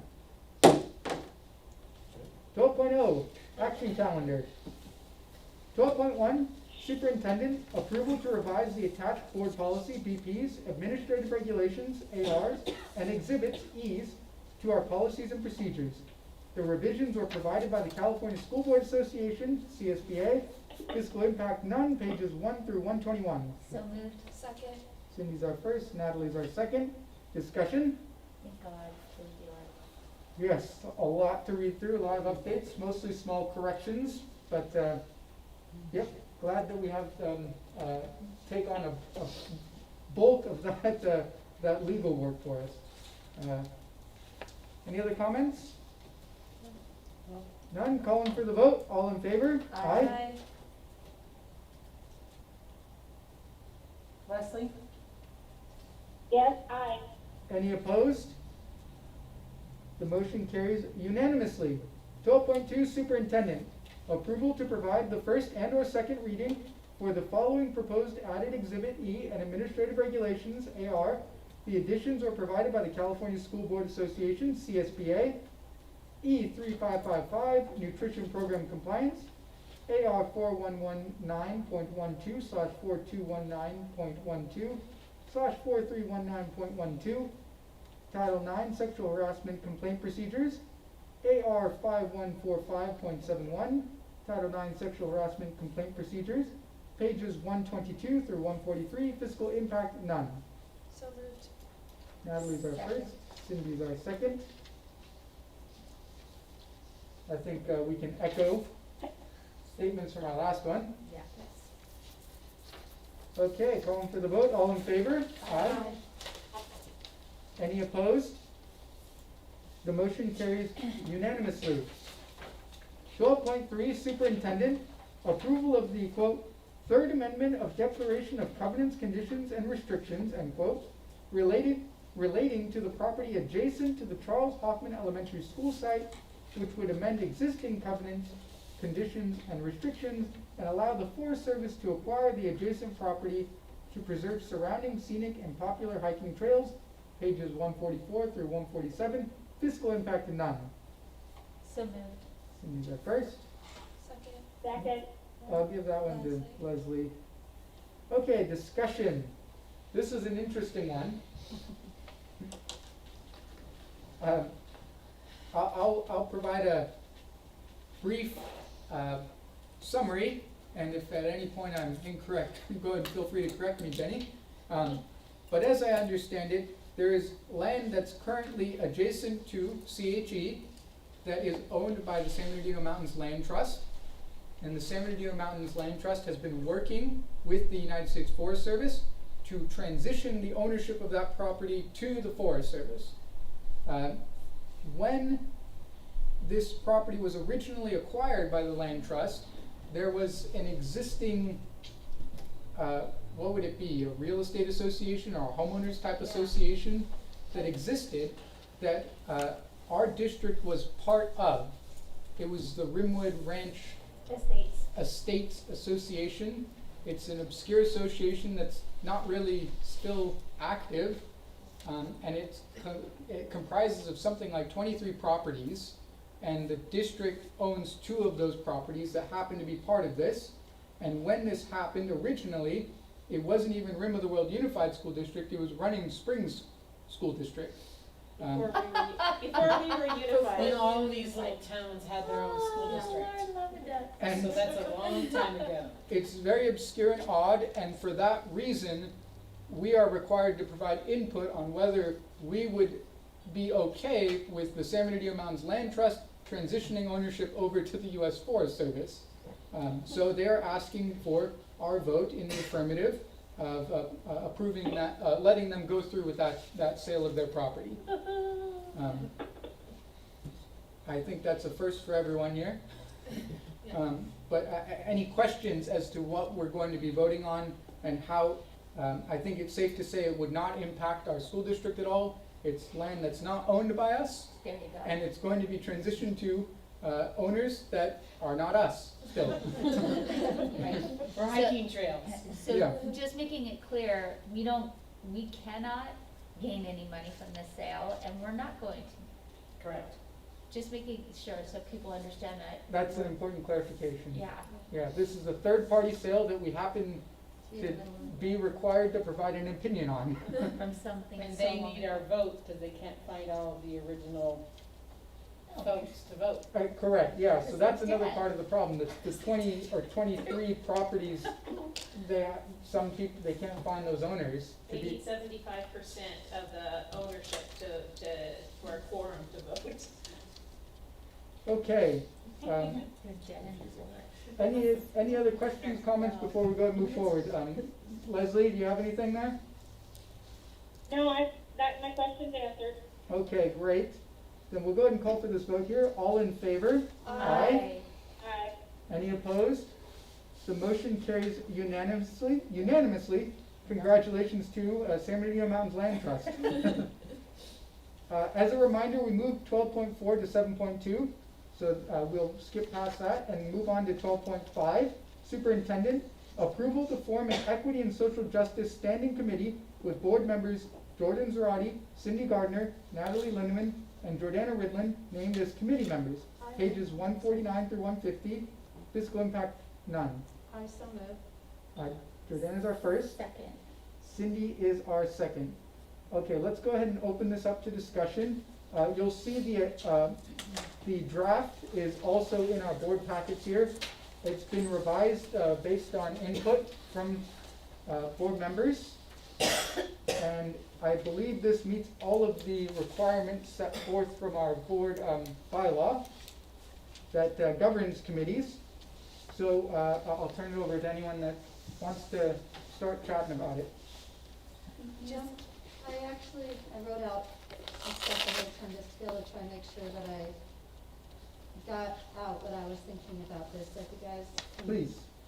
I'm Go ahead, take that off. Yeah, get it off. So, that's what I wrote, is that we all know that we're in the middle of very politically charged times. I've seen examples of anger and frustration in our mountain. A couple of weeks ago, when walking around Lake Gregory, I saw a shouting match between BLM and Trump supporters with name-calling of fascists, socialists, and communists being screamed at each other. There was no productive conversation, and it's a good thing that Lake Gregory Drive separated the two groups. It could have easily turned violent. With the standing committee, I am concerned that such a committee in the future could eventually be used as a political tool by groups with extreme views, like the folks yelling at each other at Lake Gregory. I'm concerned that students or staff might be used as examples and demonized for misguided or ignorant behaviors. I'm concerned that RIM might somehow be caught in the crossfire that's so common right now. Let me be clear, I am in support of the recommendations for this proposed committee. I think that it's an excellent idea that we review board and district policy to make sure we are doing our best for all students and all staff. While I agree that we should, and I'm quoting from the sixth item that's in this bullet point list here, that we should ensure and provide support to students and staff when they face challenges that necessitate additional work to ensure equity. I am bothered that this particular bullet point states that students and staff, quote, often face, end quote, such challenges. And we currently don't have data to support this assertion. Making such assumptions really worries me. I worry that if we aren't data-driven, our students and staff might be falsely accused or might somehow be punished without justification. I also worry that following assumptions and not data, students and staff might be discriminated against under the guise of creating equity. To safeguard against making other future assumptions, I believe that our efforts to address the issues in this agenda item, we must use data to identify and define any district problems and seek to devise targeted solutions to the problems the data uncovers. I support forming targeted committees to address equity and social justice problems revealed by data. And I'm very concerned about establishing a standing committee that could only be disbanded by a future board vote.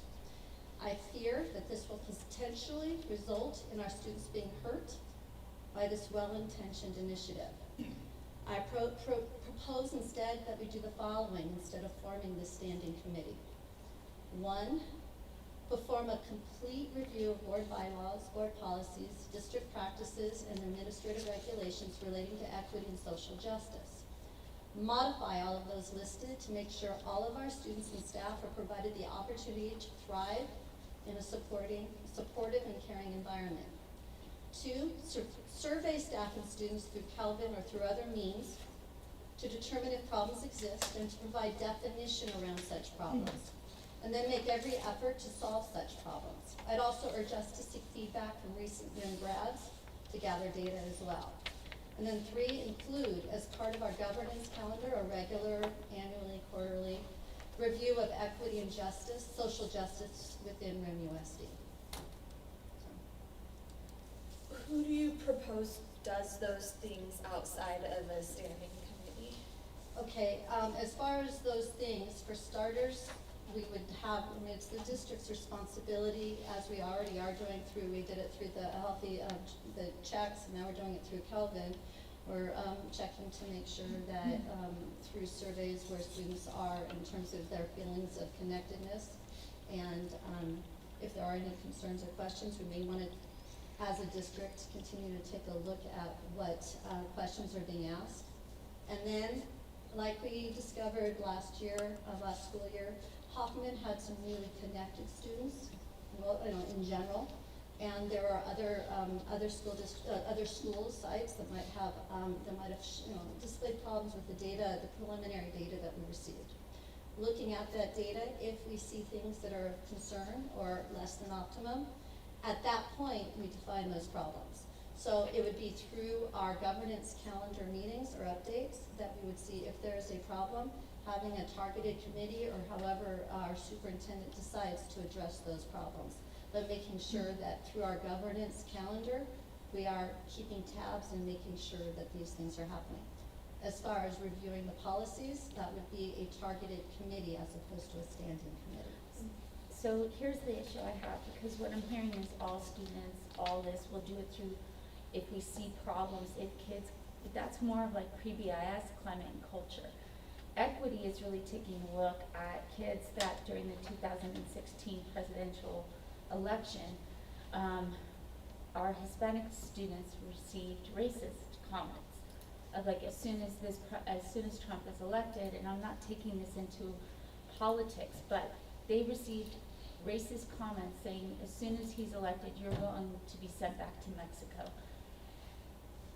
We also have other incidences of racism, and unless you specifically are diving into the issues of systemic racism and how does that affect our kids, if it does, but if you don't ask those questions, instead of going all students, do you feel safe on campus? Well, really, that is such a blanket whitewash statement. It's about learning what racism, systemic racism looks like in education, in society, in their economic future, and gender biasness as well. And if we don't educate ourselves, like Jordan had put in these bulletins, there's people that can come and through like a workshop meeting, talk to us, like Dr. Betters, there's Nikki Detman from CSPA that does equity work with boards.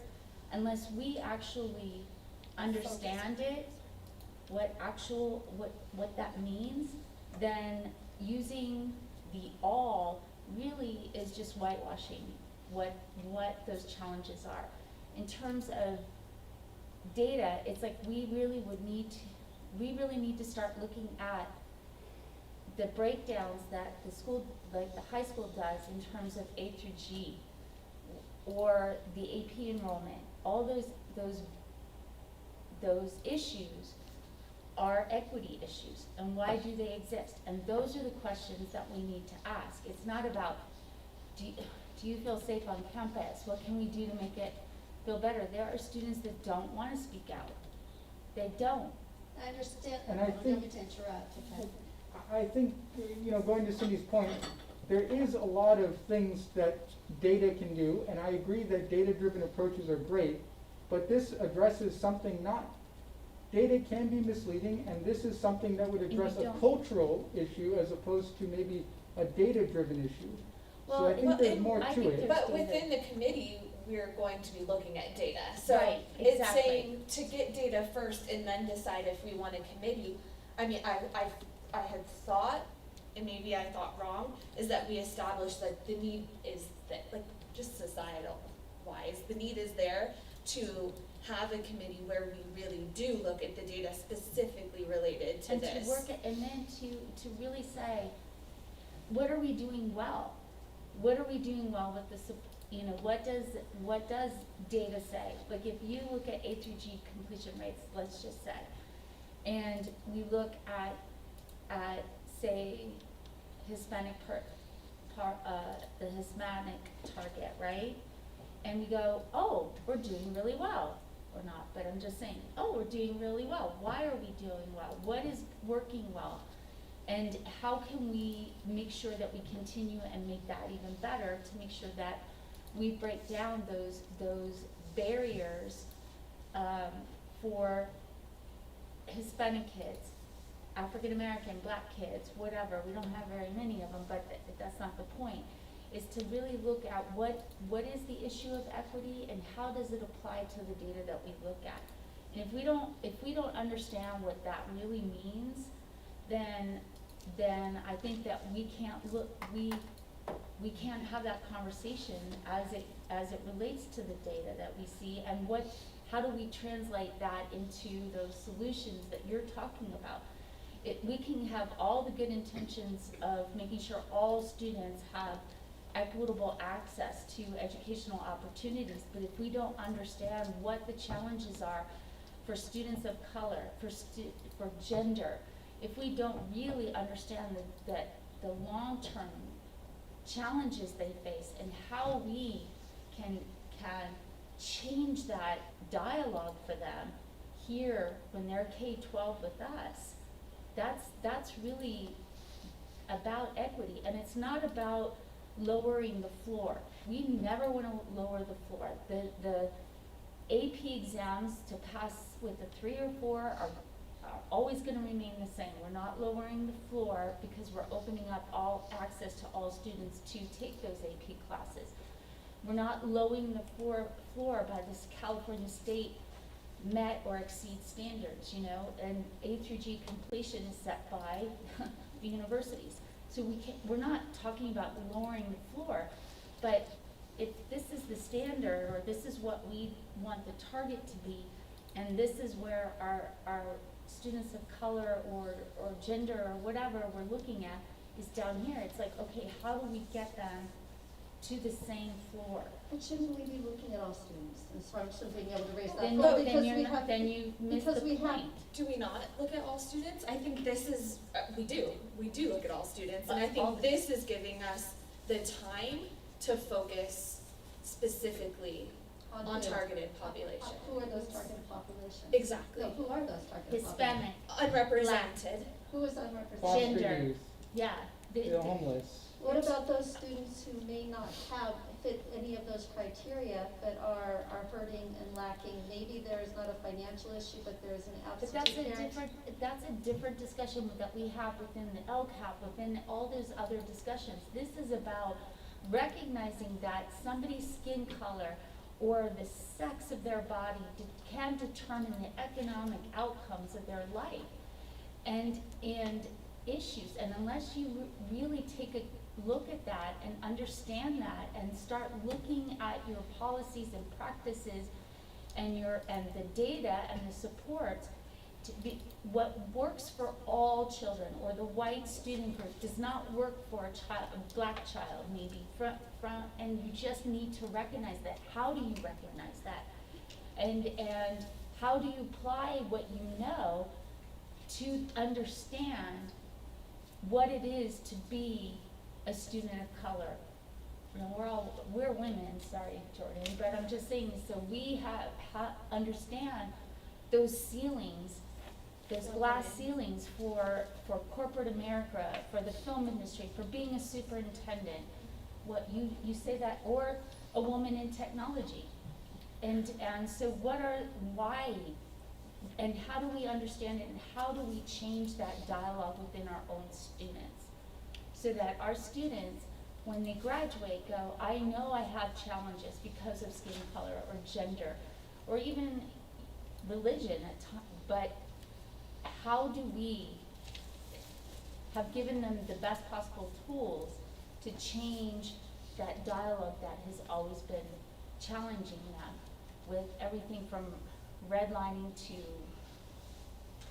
hiring practices to all those things? How do you give them, and some of them are, like you said, not data driven, they're undefined, like resilience. We're starting to talk a lot about resilience. How do you build that into those students because of circumstances that are beyond all students? How do you do that? Can I talk about Yeah, like this sorry, second? go It's ahead. okay. Just can we also bring into the discussion the other concern that I heard you say of it being a standing committee and it being indefinite until, you know, another board dissolves it. Can we talk about a better option for that part of it? Why don't we agree to a 2-year time limit, and then, well, that's what I thought this would be, is let's give it a 2-year time limit and say that at the end of 2 years, if we haven't done the work that we wanted to do to lay a foundation, then we can vote to continue it, but it ends in 2 years. Well, and I imagine the purpose and the goals may be different after 2 years. I mean, Exactly. hopefully we'll have the equity statement and it doesn't take us 2 years to come up with that. I mean, No, so that's we, the easy part. so the new, you know, after 2 years when they reestablish a new committee, whether that be us or other people. And it may change. The then purpose it of can that change. committee I can love change. that, I love that Okay. suggestion. And then that way, we're actually doing work on equity to help our students of color, to help our female students, or trans or whatever. It's like all those different aspects of challenges that put them at a disadvantage so often in our society. How do we address that? And unless we start educating ourselves then we can't help them even if we use the data that we have. We really need to start educating ourselves about the challenges of educating a child of color. I'm not even talking about politics or anything like that, Jordana. I'm talking about educating a child of color or the female. Why do females tend to turn off math and science at a certain point? Why? And there's data to suggest that, and there's all these books about it, and we can read them if we want, and la la la la. But it's just, those are real, and we face them all the time. May I interject? Yeah, please? sorry, I'm At some hogging the point? conversation. Sorry. Go ahead, Leslie. In the past, I've mentioned that even though it's difficult to admit, we each have a bias, or I could even say that we have some social injustice built into our lifestyles.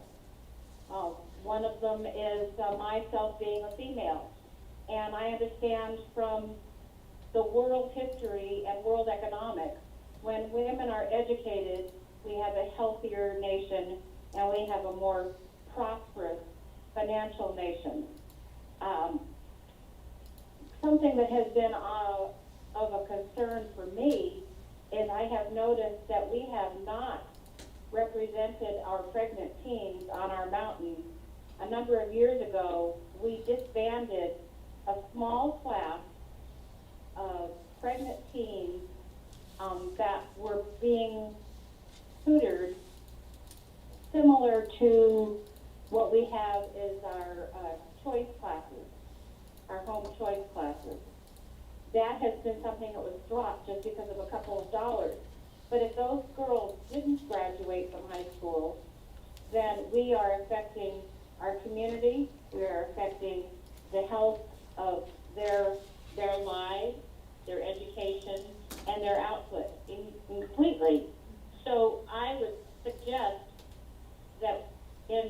commonality that we look personally at our own bias.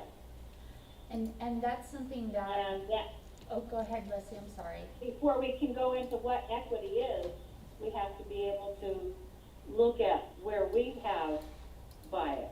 Well, that's why, like Jordan suggested in his bullet point, that we bring people that have worked with boards to talk, to have that conversation about equity.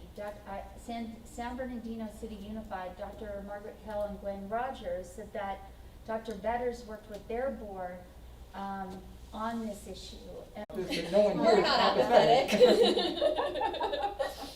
Well, Well, I see in the last line that it says a quarterly report, but it doesn't delineate what we're reporting.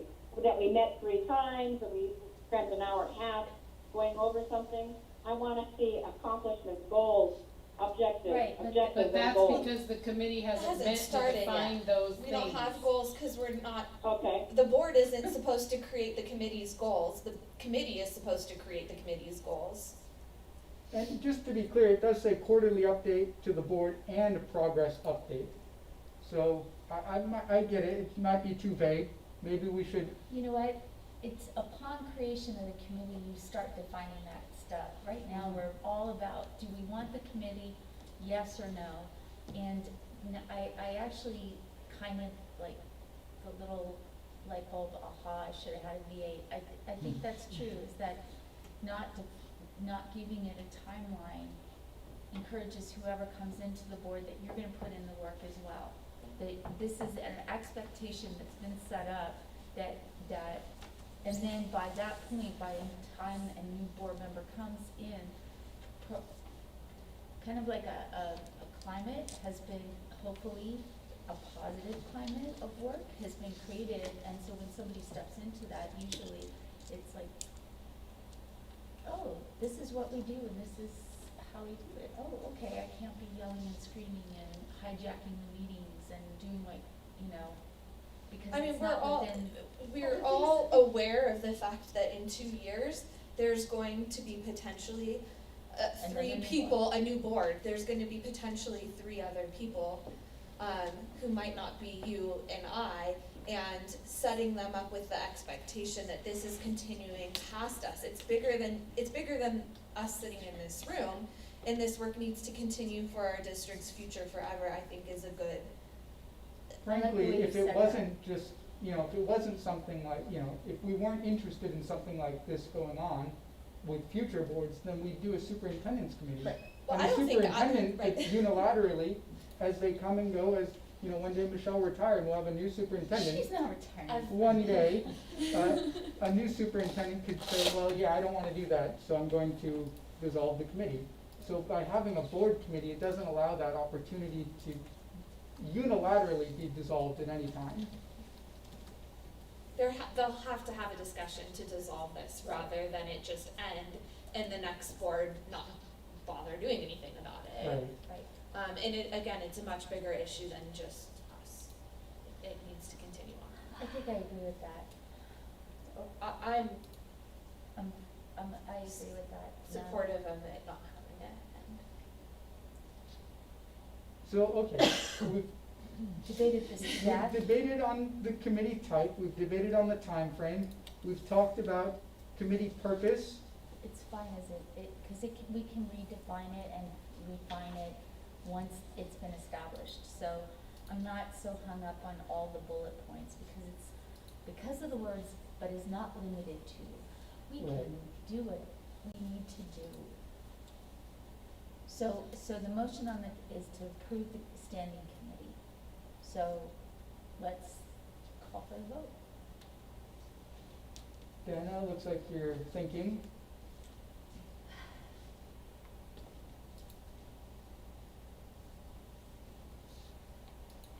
I think that You're on the committee, so you get to help form how you want it to be.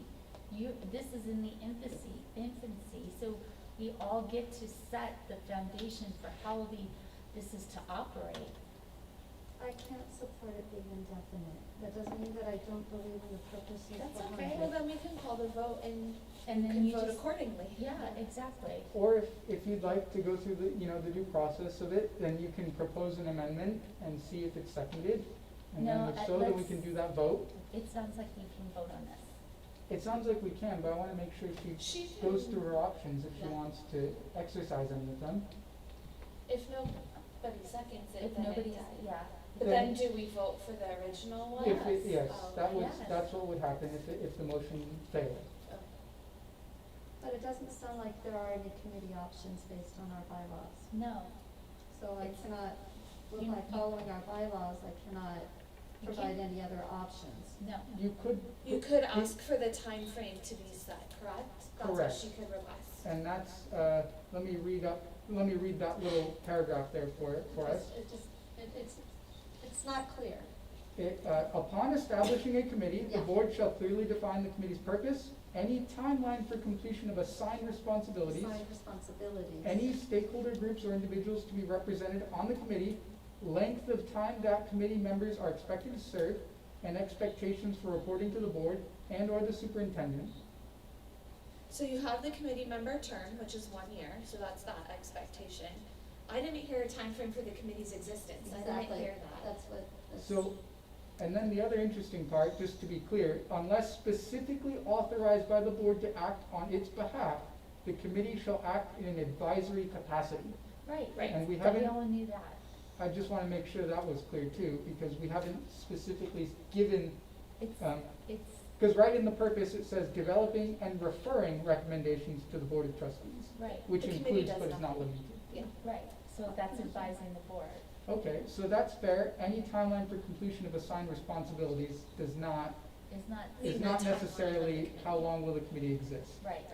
Okay, So committee, there we go. Superintendent committee or slash ad hoc committee or standing committee. and it says any timeline, so that also means it's optional. Any timeline if provided, essentially, is how I read that. Or any timeline if applicable. It doesn't say a timeline, so it doesn't explicitly say we need a timeline for completing assigned responsibilities. No, we just, but what is, but meaning that we haven't given an end date to the committee is not Correct. in there. Yes. Exactly, so, Okay. so basically, there's two options, the superintendent committee slash ad hoc committee, but that limits participation by board members or a standing committee. It's also not subject to the Brown Act. Which, yeah, but mostly it's attendance by all. So those are your options, Jordana. It does, That's what you got. another thing as well, just to be clear about, as the board evolves and as the committee evolves in terms of membership, that doesn't preclude people who are not on the committee from being at those committee meetings, but they can only be there as observers or public audience, essentially. So it doesn't preclude them from showing up, Right. Good. just as it does for our advisory Right. committees today, for LCFF, I'm sorry, LCAP. For an LCAP meeting, all of us could go, but we have to be Observing. observers. Can I throw in another question? So if we will be getting one more person on the board, and if they wanna participate in that, can they be assigned as a committee member by the board Yes, at that time? we can vote, We can vote to include a new committee member. yeah, I wouldn't see any Okay. issues with that. I Yeah. wouldn't see any reason why not. Okay. yeah, I mean, we would just agendize it to say so-and-so's included as a committee member on these, so, Approval of committee, Yeah. of so-and-so Yeah. to the Equity and Social Justice Committee. Okay. So that would be, and then from that point, they'd serve, what, I guess we could, we'd have to make adjustments because we did say that the committee members would serve 1 year, and every year we review and renew. So I don't know if we have to maybe appoint to a certain time period, so that way we're all on the same cycle, if you know what I mean? Because if we approve this today, and we all start our 1 year term today, then in December, they'll be on a different track. So we'll have to maybe We just. make a Well, theirs deadline. goes to the end of the deadline, whatever Yeah. that year, Okay. and so Yeah. they just jump in with ours. Yeah. So that's fine. All right, so the motions as, what do you wanna do, Jordana? It doesn't sound like they have any options. No. But just know that you are part of the creation of something, and so you have the ability to, all of us, to formulate it together. And also it can, again, it's dissolved by board action, so if you're at a point where the committee needs to be dissolved, you can ask for that to be on the board agenda and bring it to the This would board. be an Does that inflammatory make committee sense? to dissolve once it's established. Well, I That's my hope. mean, I think that- even with a 2-year and renewal that's plan, it our would be inflammatory. Right. I don't think it should be dissolved, but I'm just saying you could. I mean, every 2 years, you're inviting, you'd be Controversy. inviting controversy if Or that's, no controversy. if that's the concern. You do have, just to be clear on your options, you could introduce any type of amendment to this existing document. You could also propose a substitute motion, if you would like. You could also make a motion to table indefinitely. There's a lot of options that you could take if you wanted to exercise any of them. But So in it's not terms to of- say that there aren't options. Right, but she's talking, in terms of options, she's looking at a different option for the committee. Okay. Well, for I- example, a motion to table indefinitely would take precedence, and it would have to be voted on before this. One edit I really would like to make sure this document has is, on that 6th bullet point, instead of having it say that, students and staff members that often face challenges that necessitate additional work to ensure equity, I really would like to strike the word often. That's fine. So it would read, creating a culture of support and embracement for students and staff members that face challenges that necessitate additional work to ensure equity. Yes, That's please. fine. That's good. Leslie, I know that you're there in the virtual world. How does that sound to you? To strike often, yes. Okay. Jordana? I think Yes. he's reading. Just trying to see if there's any other, Please. But this is going to be refined once upon the establishment. So this can be worked on within the committee. Once it's established and once we start. These bulletin points, it's just to give overviews. some concerns, I mean, obviously you're seeing my brain going a Yeah. million miles a minute, No, and my that's mouth is fair. shut, okay. Sure. So some of the things, I'm just gonna have a little bit of a diarrhea of the mouth right here. Is, a friend of mine who used to teach in the district, went and taught in a school district down the hill. It was primarily a staff of color, and, she had a lot of difficulties in that school district because of the associated staff who called themselves the posse, and they kept on telling her, you have no business being here. I think that an antagonistic behavior can happen between all sorts of different people. Agreed. I have a loved one right now who's involved in a committee that actually met today, and it's a social equity committee that's based on, something that's happening, I'll just leave it at that. But actually, the speaker, the social justice expert that they brought in to speak to this group basically said, if you don't follow my guidelines, I will go to the press and I will let them know what kind of an organization you are. I'm concerned about some forms of that kind of behavior. I believe we have a lot of work to do in this district. I believe we have a lot of ignorance. I do believe that there are biases that we need to learn about, and I think that there are problems that need to be addressed. But I don't believe that I think we have a very caring community. I think a lot of the behaviors, not all of them, are based from ignorance. And I'm very concerned that we're going to demonize ourselves in the process, when actually I think that there's education that needs to happen. But these are where my concerns are coming Right, from. but as a committee, we would have to agree upon the people that we bring in to work with us. We have to collectively agree to that, and we can look at their resumes and we can say, reach out to like Dr. Margaret Hill and say, how did this work for you guys down there? With working with Dr. Betters, you know, that kind of stuff, we can get those kinds of recommendations. Because to be honest, I went to an equity symposium in Washington DC, and all day was about equity, and at the end I'm thinking, oh my gosh, I should have bought my house in Compton.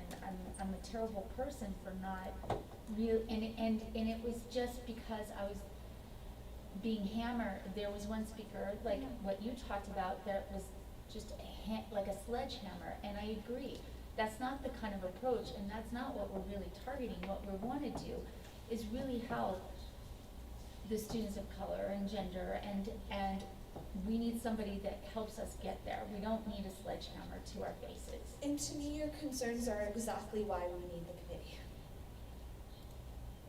Natalie, repeat that, I didn't hear you, I I'm sorry. said to me, her concerns are exactly why we need the committee. It needs to be handled so Okay, carefully. thank you. It And I- absolutely and where I does. trust this group, Yeah.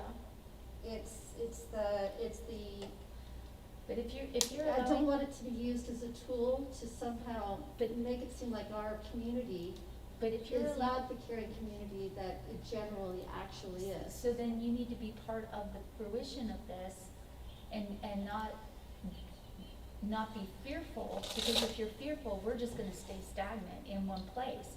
So be part of the creation of something that, how you want it, and the formulation of how you want it to be executed. Because if you're not participating, then it could go into a direction. If we vote to have it, I will definitely participate. Yeah. But I have, watching the screaming that was happening over in front of Goodwin's, and just seeing people who are not listening to each other. I think we do a good job, an excellent job of respecting each other and listening to each other. I'm concerned of a good program getting distorted over time, or possibly alienating the folks that we might be trying to help along the way. But we are we are educators in an education system, so that's why having the reports to the board and the progress updates and having it be publicized, it's an opportunity for education too, that the committee is going to be able to do. And I think And we may be educating, hey, we don't have problems that we maybe thought we had, or Exactly. we do have problems we didn't know we had. And so it's all about us learning and being able to share that with the larger public. Yeah, I think that just in general, again, a fear of bad outcomes is not a reason to not do this. So I don't think that, yes, there's always a possibility that something inflammatory could happen, but I think that's a part of leading, and not something that we need to do. Sometimes we have to lead ourselves into tricky situations, but because we know there's an issue. Is it controversial? It's a difficult conversation, absolutely. Then we shouldn't shy away from it. That's my viewpoint. It doesn't, that means if anything, we should delve more into it. And how to come to a resolution that's sensitive and productive instead of destructive. So we still have the motion on the table. Yes. So we can call for the vote, or Jordana can amend it. I have the one amendment and I can't think of anything else at this point. Okay. So the motion is gonna stay as it is? No, she's proposing an amendment Oh, to that. to strike the word often from bullet point But 6. that's it? Yeah, that sounds Okay. good. Okay, so then let's, Cindy, do you second that motion? I second the That amendment. amendment? yes, Okay. to the draft. All right, then we'll go ahead and call for the vote. I'll just make sure, Dr. Leslie Bramson, do you have any final thoughts or comments? I want to make sure you're included. Thank you, no, sir. Okay, then let's go ahead and call for the vote here on 12.5 as amended, striking the word often from bullet point 6 under committee purpose. All in favor? Aye. Any opposed? Nay. The motion carries, and that was a 4-1 vote, 4 voting in favor, 1 voting nay, 0 abstentions. Wait, you have to say who voted yes for it. And we'll go ahead and record that vote here. Thank you. So Jordan Zarate, aye. Cindy Gardner, Aye. aye. Natalie Okay. Lindemann, aye. Natalie Lindemann, aye. Leslie Bramson, Aye. aye. And Jordana Ridlin, Nay. nay, okay. And again, 0 abstentions, the motion carries. The committee is approved as amended. And with that, we'll move on to 12.6, Personnel Services. Approval of the personnel page, pages 151 through 152, fiscal impact budgeted. So moved. Cindy's our Second. first, Natalie's our second. Any discussion? Okay, we'll call for the vote on that. All in favor? Aye. Aye. Any opposed? The motion carries unanimously. 12.7, Personnel Services. Approval of the Memorandum of Understanding, MOU, between California School Employees Association, CSEA, and Rim of the World Unified School District, regarding return impacts and effects on the CSEA bargaining unit, pages 153 through 167, fiscal impact none. So moved. Cindy's our first, I'll second. Jordana's our second.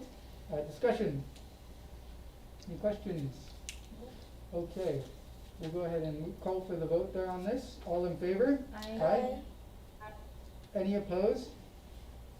The motion carries unanimously. 12.8, Educational Services. Approval of the resolution number 20/21-03, pupil textbooks and instructional materials compliance for fiscal year 2020-2021. Fiscal impact not to exceed $35,000. Unrestricted general fund, district office lottery, pages 168 through 169. So moved. Cindy's our first, Second. Natalie's our Second. second. Discussion.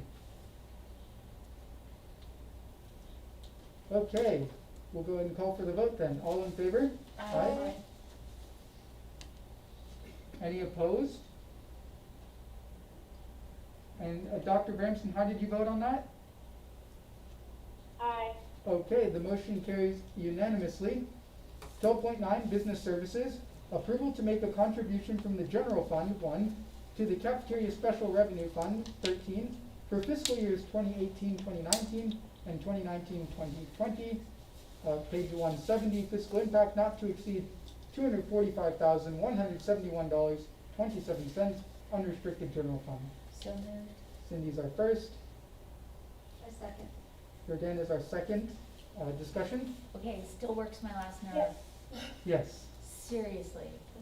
I thought we were doing really well and we cut by the $68,000. What happened? Actually, we are doing better Okay, please than we tell were, me. and this is really a technicality.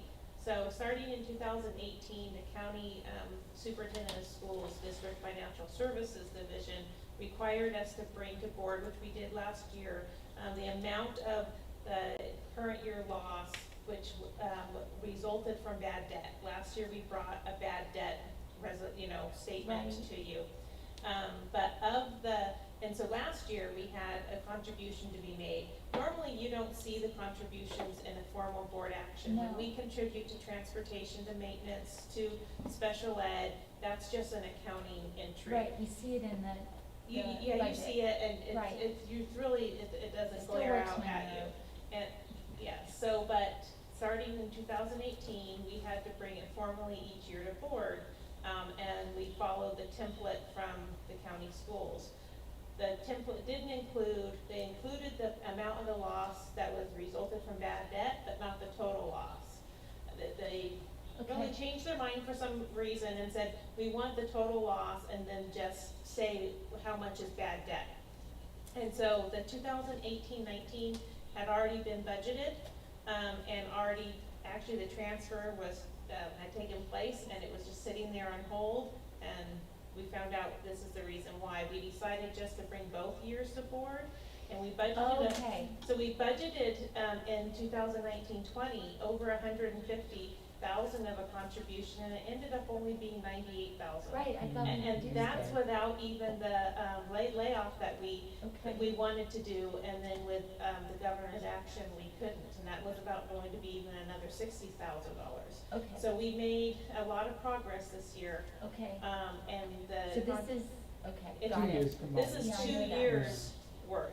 got Okay. it. No, Or I, because 2018 wasn't accepted by the county, so we think we've worded it how they like it, Okay. and be able to process 2 transfers, which of the 2018-19 had already been budgeted and is just kind of sitting there in limbo. okay, So with the reporting So- that you did earlier, this was already part of it? It's already part it's of already it, part, but it's just, and we did budget 151 and some change, and right, what and it was ended up only being 90 something. 98. Okay, all right. And now part I- of that, decrease in this year's loss though was due to a higher, payment from the state on meals served during our closure.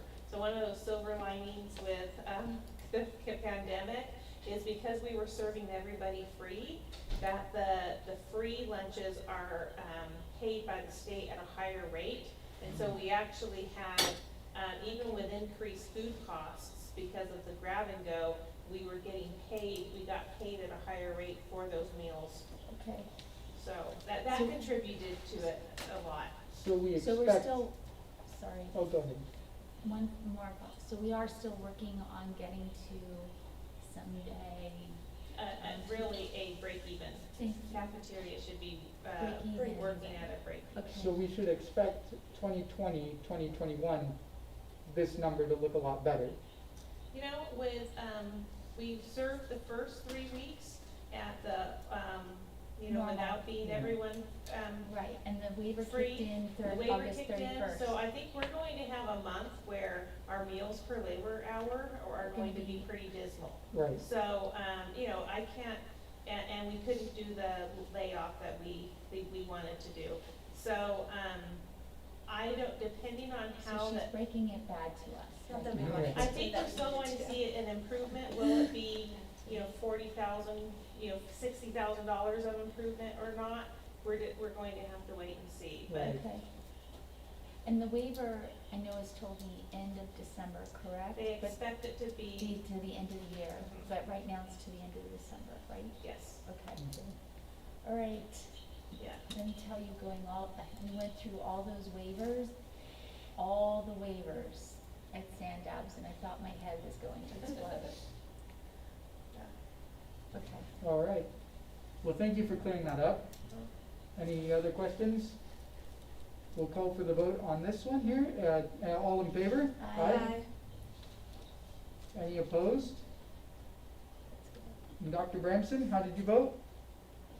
Aye. Okay, the motion carries unanimously. 12.10, Business Services, approval of resolution number 20/21-04 for adopting GAN limit, fiscal impact none, what pages 171 through 175. So moved. Cindy's our first, I'll second. Jordan is our second. Questions? Okay, we'll go ahead and call for the vote on this then. All in favor? Aye. Any opposed? The motion carries unanimously. 12.11, Business Services, approval of resolution number 20/21-05, waiver of certain procedures for sale of surplus real property at the district's administrative building site located at 27315 North Bay Road, Blue Jay, California, 92317, pages 176 through 186, fiscal impact none. So moved. Go, Ooh. go Natalie. Go Natalie's our Natalie. first, I'll second it. and Jordan is our second. Jordan. So questions? I think if you wouldn't mind just briefly clarifying the waiver that we'll be voting on here in case anyone is not familiar with it. Okay, so we're seeking a waiver with the California Department of Education to bypass the public bid requirements to sell property. Typically, under government code, you need to advertise for bids for sale of surplus real property, and just very similar to a construction bid. And then it tends to lead to lower prices because people will try to get the lowest price possible, but still being the highest. This waiver would allow us to put the property on a market similar to like a private Household. a private industry, and enlist a broker if we wanted to. I mean, we don't have people with a lot of real estate experience or the licenses. We would enlist a broker who could market it, and then we would be able to accept the best offer, and that may have varying conditions. So it wouldn't, on a public bid cycle, we would set our expectations, and it would be very rigid. We want this price, these, and the conditions, and this time frame. And it would just be the most responsive who met all the check marks, and the highest price would gain the property. This would allow us to maybe entertain a creative offer that none of us have thought about before. Get more of a competitive sales, you know, where you see properties that are going above market value, you know, with multiple offers. So it lends to being a more economic benefit for districts to go this route. If you approve it tonight, it'll be submitted to the California Department of Education for their agenda on November 5th. I believe it's November 5th. So they meet every other month to discuss waivers for various purposes. We had to run this waiver by both bargaining units and by our 7-Eleven committee, which all three were in support. And for those that might be wondering, if there were a question out there such as, how would you know you're getting the fair market value for the property if it doesn't go out to public bid? Well, we would be limited to only those bids that we receive. So we've done an appraisal of our properties, which is not a public document. So we would be able to set a price, knowing what the property's appraised for. We would be able to work with you in closed session and a broker to set that price, which I'm assuming would be at or more than what an appraisal and fair market value would come in at. With the bid process, you may get far below fair market value because you could only have 2 people show up to bid, and they could, you know, lowball an offer. And then if they met all the conditions, the board would then, we would have our lawyer with us during the bid opening, just like we did with Mary Tone.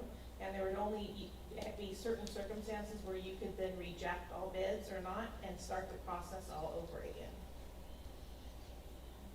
So by going through this waiver process, it essentially allows the district more flexibility in terms of who it's selling to and what it's selling for. And like you mentioned, there could be more creative solutions.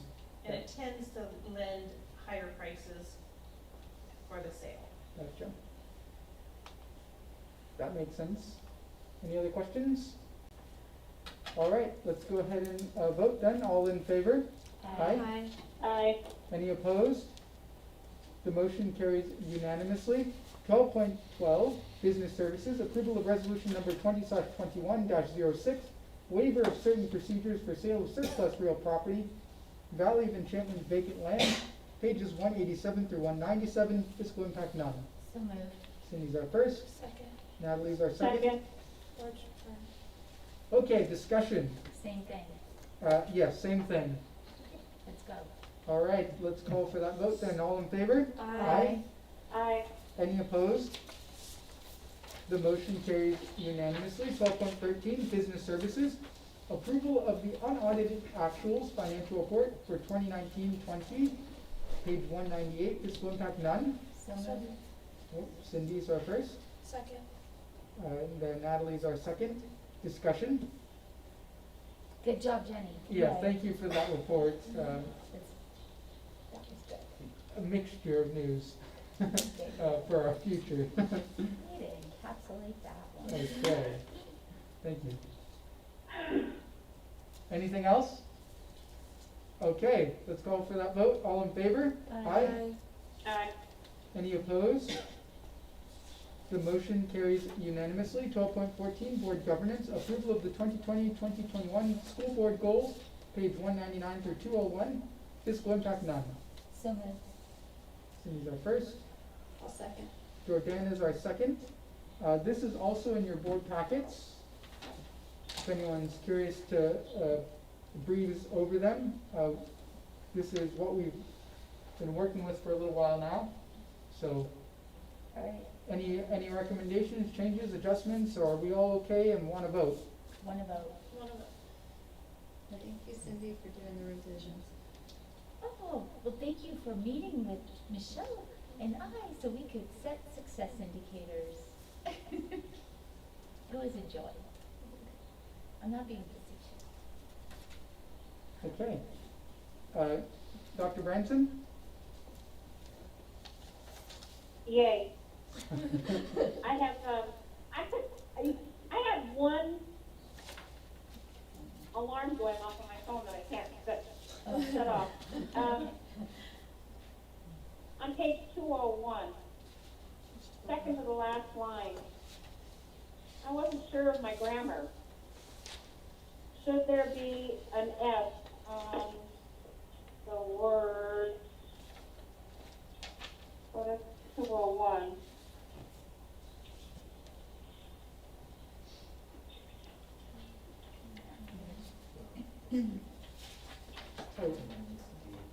Individuals. The school board recognizes individual board members It should be singular. or yes. individual board members. All right, as amended. Good catch.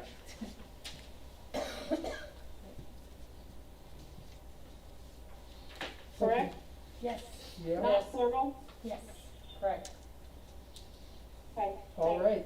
Let's go ahead and, I make that motion to approve as amended.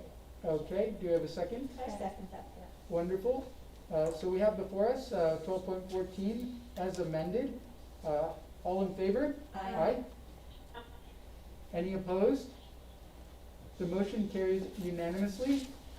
And, oh, let me just mark it before I forget, as amended. Okay, 13.0 consent calendar. Items pulled for a separate vote and discussion to be taken into consideration during agenda item 14.0. 13.8. 13.8.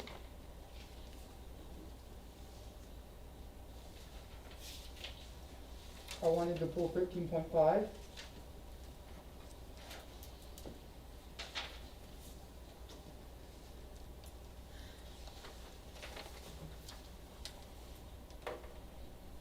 Anything else?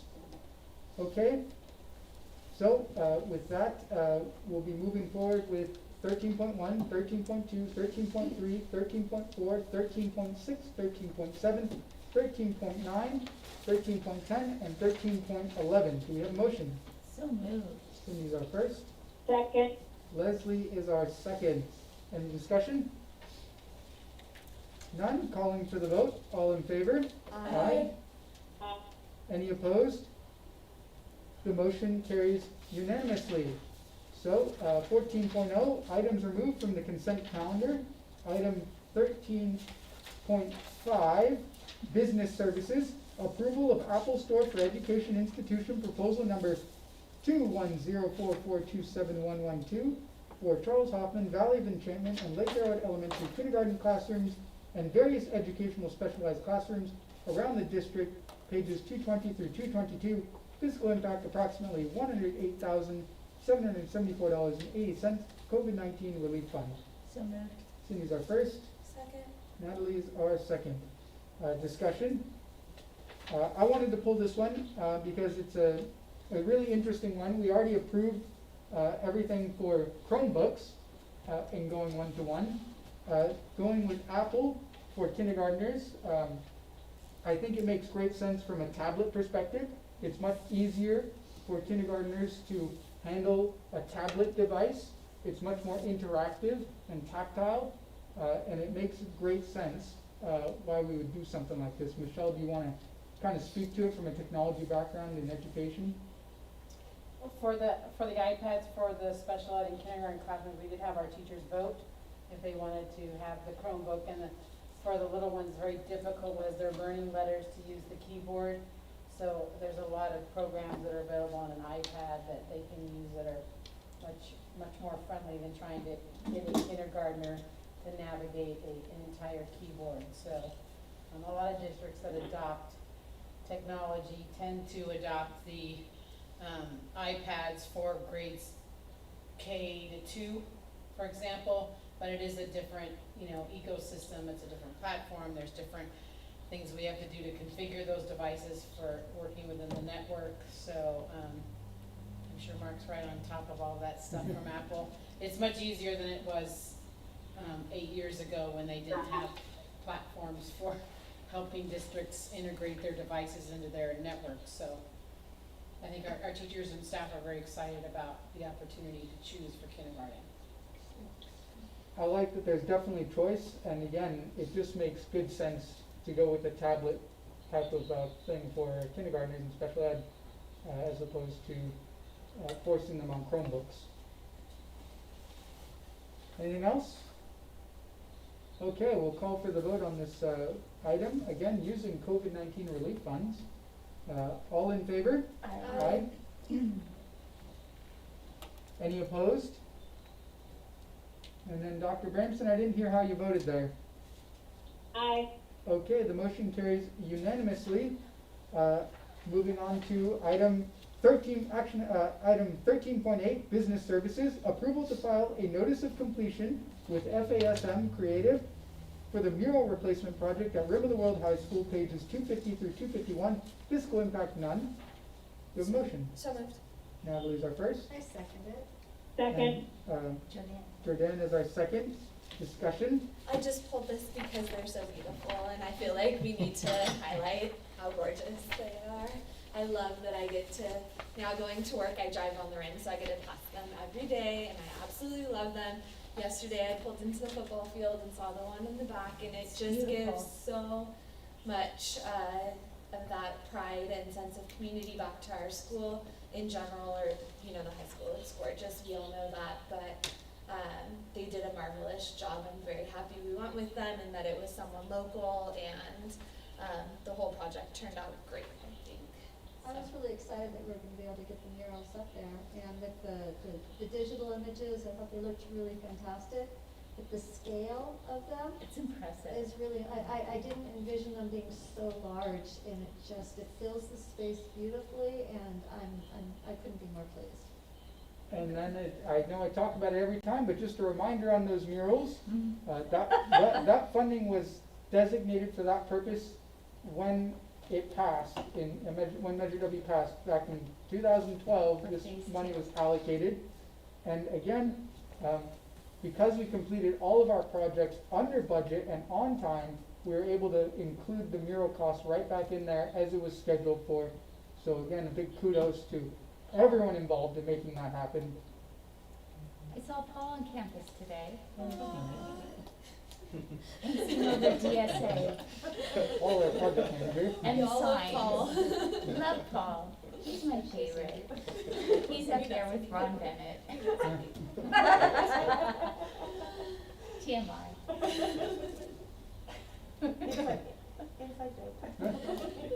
Okay, let's call for that vote. All in favor? Aye. Aye. Any opposed? The motion carries unanimously. 15.0, governance team future agenda items planning. 15.1, time allotted for the Board of Trustees to request agenda items for future meetings. Do we have any requests for future meetings? Fortunately, that's why we have a governance calendar, right? Yes, that's why you like that. I'd like a progress update from our Equity and Social Justice Committee. So I'll have to set a We meeting have to date pick a first. date for that, right? Yes. I'm not being smart, I think it was funny. that's what we need. Okay, progress report, I didn't mean it to be funny, I'm serious. but it was funny.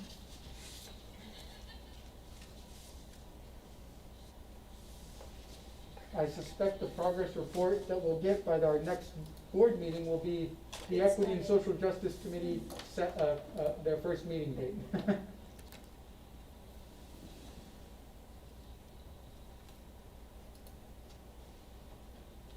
Okay. Any other And that requests? doesn't have to be on the next one, I'm just saying it obviously Yeah, needs to be worked into our maybe- governance calendar, yeah. that's all. Maybe, Jordan, in January, give it a couple months, and we find the governance calendar, correct, Connie, in January, and then we can put it in regularly when we rework the governance calendar. Why don't we do it that way? That makes great sense. Thank you. Okay. And any other requests? All right, then we'll move on to 16.0, future meeting dates. Special board meeting, September 24th, 2020 at 6 o'clock PM. District office, YouTube. Special board meeting, September 29th, 2020 at 6 o'clock PM. Again, that'll be at the district office and streamed on YouTube for anyone who wants to view it. And regular board meeting on October 15th, 2020 at 5:30 PM at the district office. And again, it'll be streamed on YouTube. And just a note for anybody who's still listening, that the 2 special board meetings are about the LCP, nothing else. I was questioned by why did we have to have these 2 put on the calendar? They were questioning that, and I said it's all about the LCP, not the LCAT, but the LCP, that we needed to follow the process and the timeline by October 1st. So just putting it out there. For my own clarification, 6 p.m. and 6 p.m. are when they are. 5:30 is open session, so Right. 4 o'clock is that one. Yeah, Thank you. Just want to make sure. I know. Did I'm you gonna say show 4 up- o'clock is when I'm we gonna show start? up at 6 o'clock, and it's supposed to be 6 o'clock, not. Yeah. Correct, yes, we're showing up at 6 o'clock, Dr. Branson, just to be clear, Thank you. of course. And then the other thing, it's not on here for our future meeting dates, but again, just would like to throw in time with trustees next Wednesday, September 16th, 2020 at 6 o'clock PM. And that'll be held via Zoom, and that link is to be determined. I have an item here. Michelle? So we will need to have a special board meeting after October 15th for the provisional appointment for trustee area 1. It must be done before the elections, according to ed code or law. So, I'm we sorry, need- what did you say? we need to Before? have, it has to be before the elections, but we need time we're gonna advertise, and then it flies the application will be open for 2 weeks, and then it'll close, then 2 board members will then take and review those applications, and then look at them, because we have to, make sure that they are, In the right right, they area. live where they say they're No, going to no. live with the office of the voter registration. Mm-hmm. And then we need to have a special board meeting to interview any candidates that apply. So, and that has to be done prior to the election, so that they start their term Do we in select, December. and are they selected prior to the election? They have to be selected Yes. Okay, prior so to the the election. interview and selection are on the same day? Yes, Okay. And it's really fun because it's so all it has done to be openly, the, and your discussion is done openly. Openly. So you Okay. debate their merits yeah, in front of them. Hmm. It's Oh, that's really super embarrassing. fun. It's really kind of embarrassing. It is, so we have to have that really the last week of October, so I don't know if Not on Halloween. you, Halloween's on Halloween's Saturday. canceled. Oh, thank God. Don't cancel Halloween. But Newsom would not like us to trick or treat. So I don't know if you wanted to pick a date this evening, Yeah, Or- let's do Yes. that. So, again, that has to be after the October 15th board meeting. yeah, and before the election. So either if we wanna stick with Thursdays, we could do the 22nd or the 29th. How long will, well, we don't know, 'cause we don't know how many people are Yeah, gonna if apply. it's one candidate, or, It shouldn't take very Yeah. long. there you go. How about the 22nd? Sure. And that way, I don't know, is there any reason that we would have to reschedule or do another one at all? No, No. you Cause just if no one applies, then we have to, do it then. pay, It'll be a special election, right? yeah, you have to go to the county, we take it to county, and there's something that they can they either recommend, we refly, right, or that we go to special election, and that's very costly. Yeah, we don't want special elections, so we need to recruit. Well, you think if nobody, Somebody fill out some applications. you- Okay, are we setting the date for 22nd. October 22nd? And can we do Turn 6 to my please? calendar to make sure that. And Let's- 6 p.m. yeah, let's wait, then make sure that that's okay with Sorry. our superintendent. All right, waiting for Michelle. And then Yeah, when- no, I When does the application process open? Is it for that? It will open after we fly it, so it'll be advertised in the newspapers next week, and then it'll be open until October 9th. And for newspapers, we should be advertising, I would suggest, in newspapers that publish in trustee area 1, correct? Connie knows that, but we Okay. don't know if we're gonna get it in time in the put one that's published monthly, Gotcha. because we're probably too late.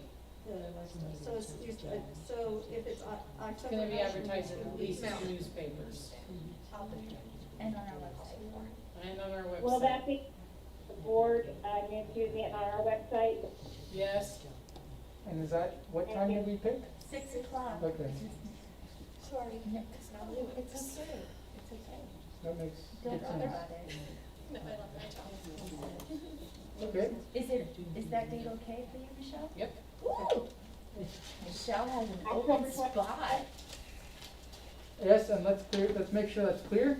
There will be a special board meeting on October 22nd at 6 o'clock PM, and that will be to discuss the appointment of somebody to trustee area 1, interviews. Interview Sorry. and select. Yeah. Yes, Interviews and, or provisional, like, and provisional appointments. And it's for 2 years. Yes, and that appointment will be until the next election date, so that'll be 2022. And then that would then mean that that election date would be another 2-year. It would, yes, To correct. to finish the 4-year. So we'd appoint to a short term, and then They the run- election would be for a short term as Kind of well. like the Just yours. yeah. Exactly, yes. Okay. And again, I'll just read the last one. All future meetings will be held at the district office and via YouTube for the public until executive orders change regarding gatherings. 17.0, recess to closed session if necessary. That is not necessary. 18.0, adjournment. So I make a motion to adjourn the meeting at 8:36. Who seconded? Jordana. Okay, any discussion? Let's call for that vote. All in favor? Aye. Aye. Aye. Any opposed?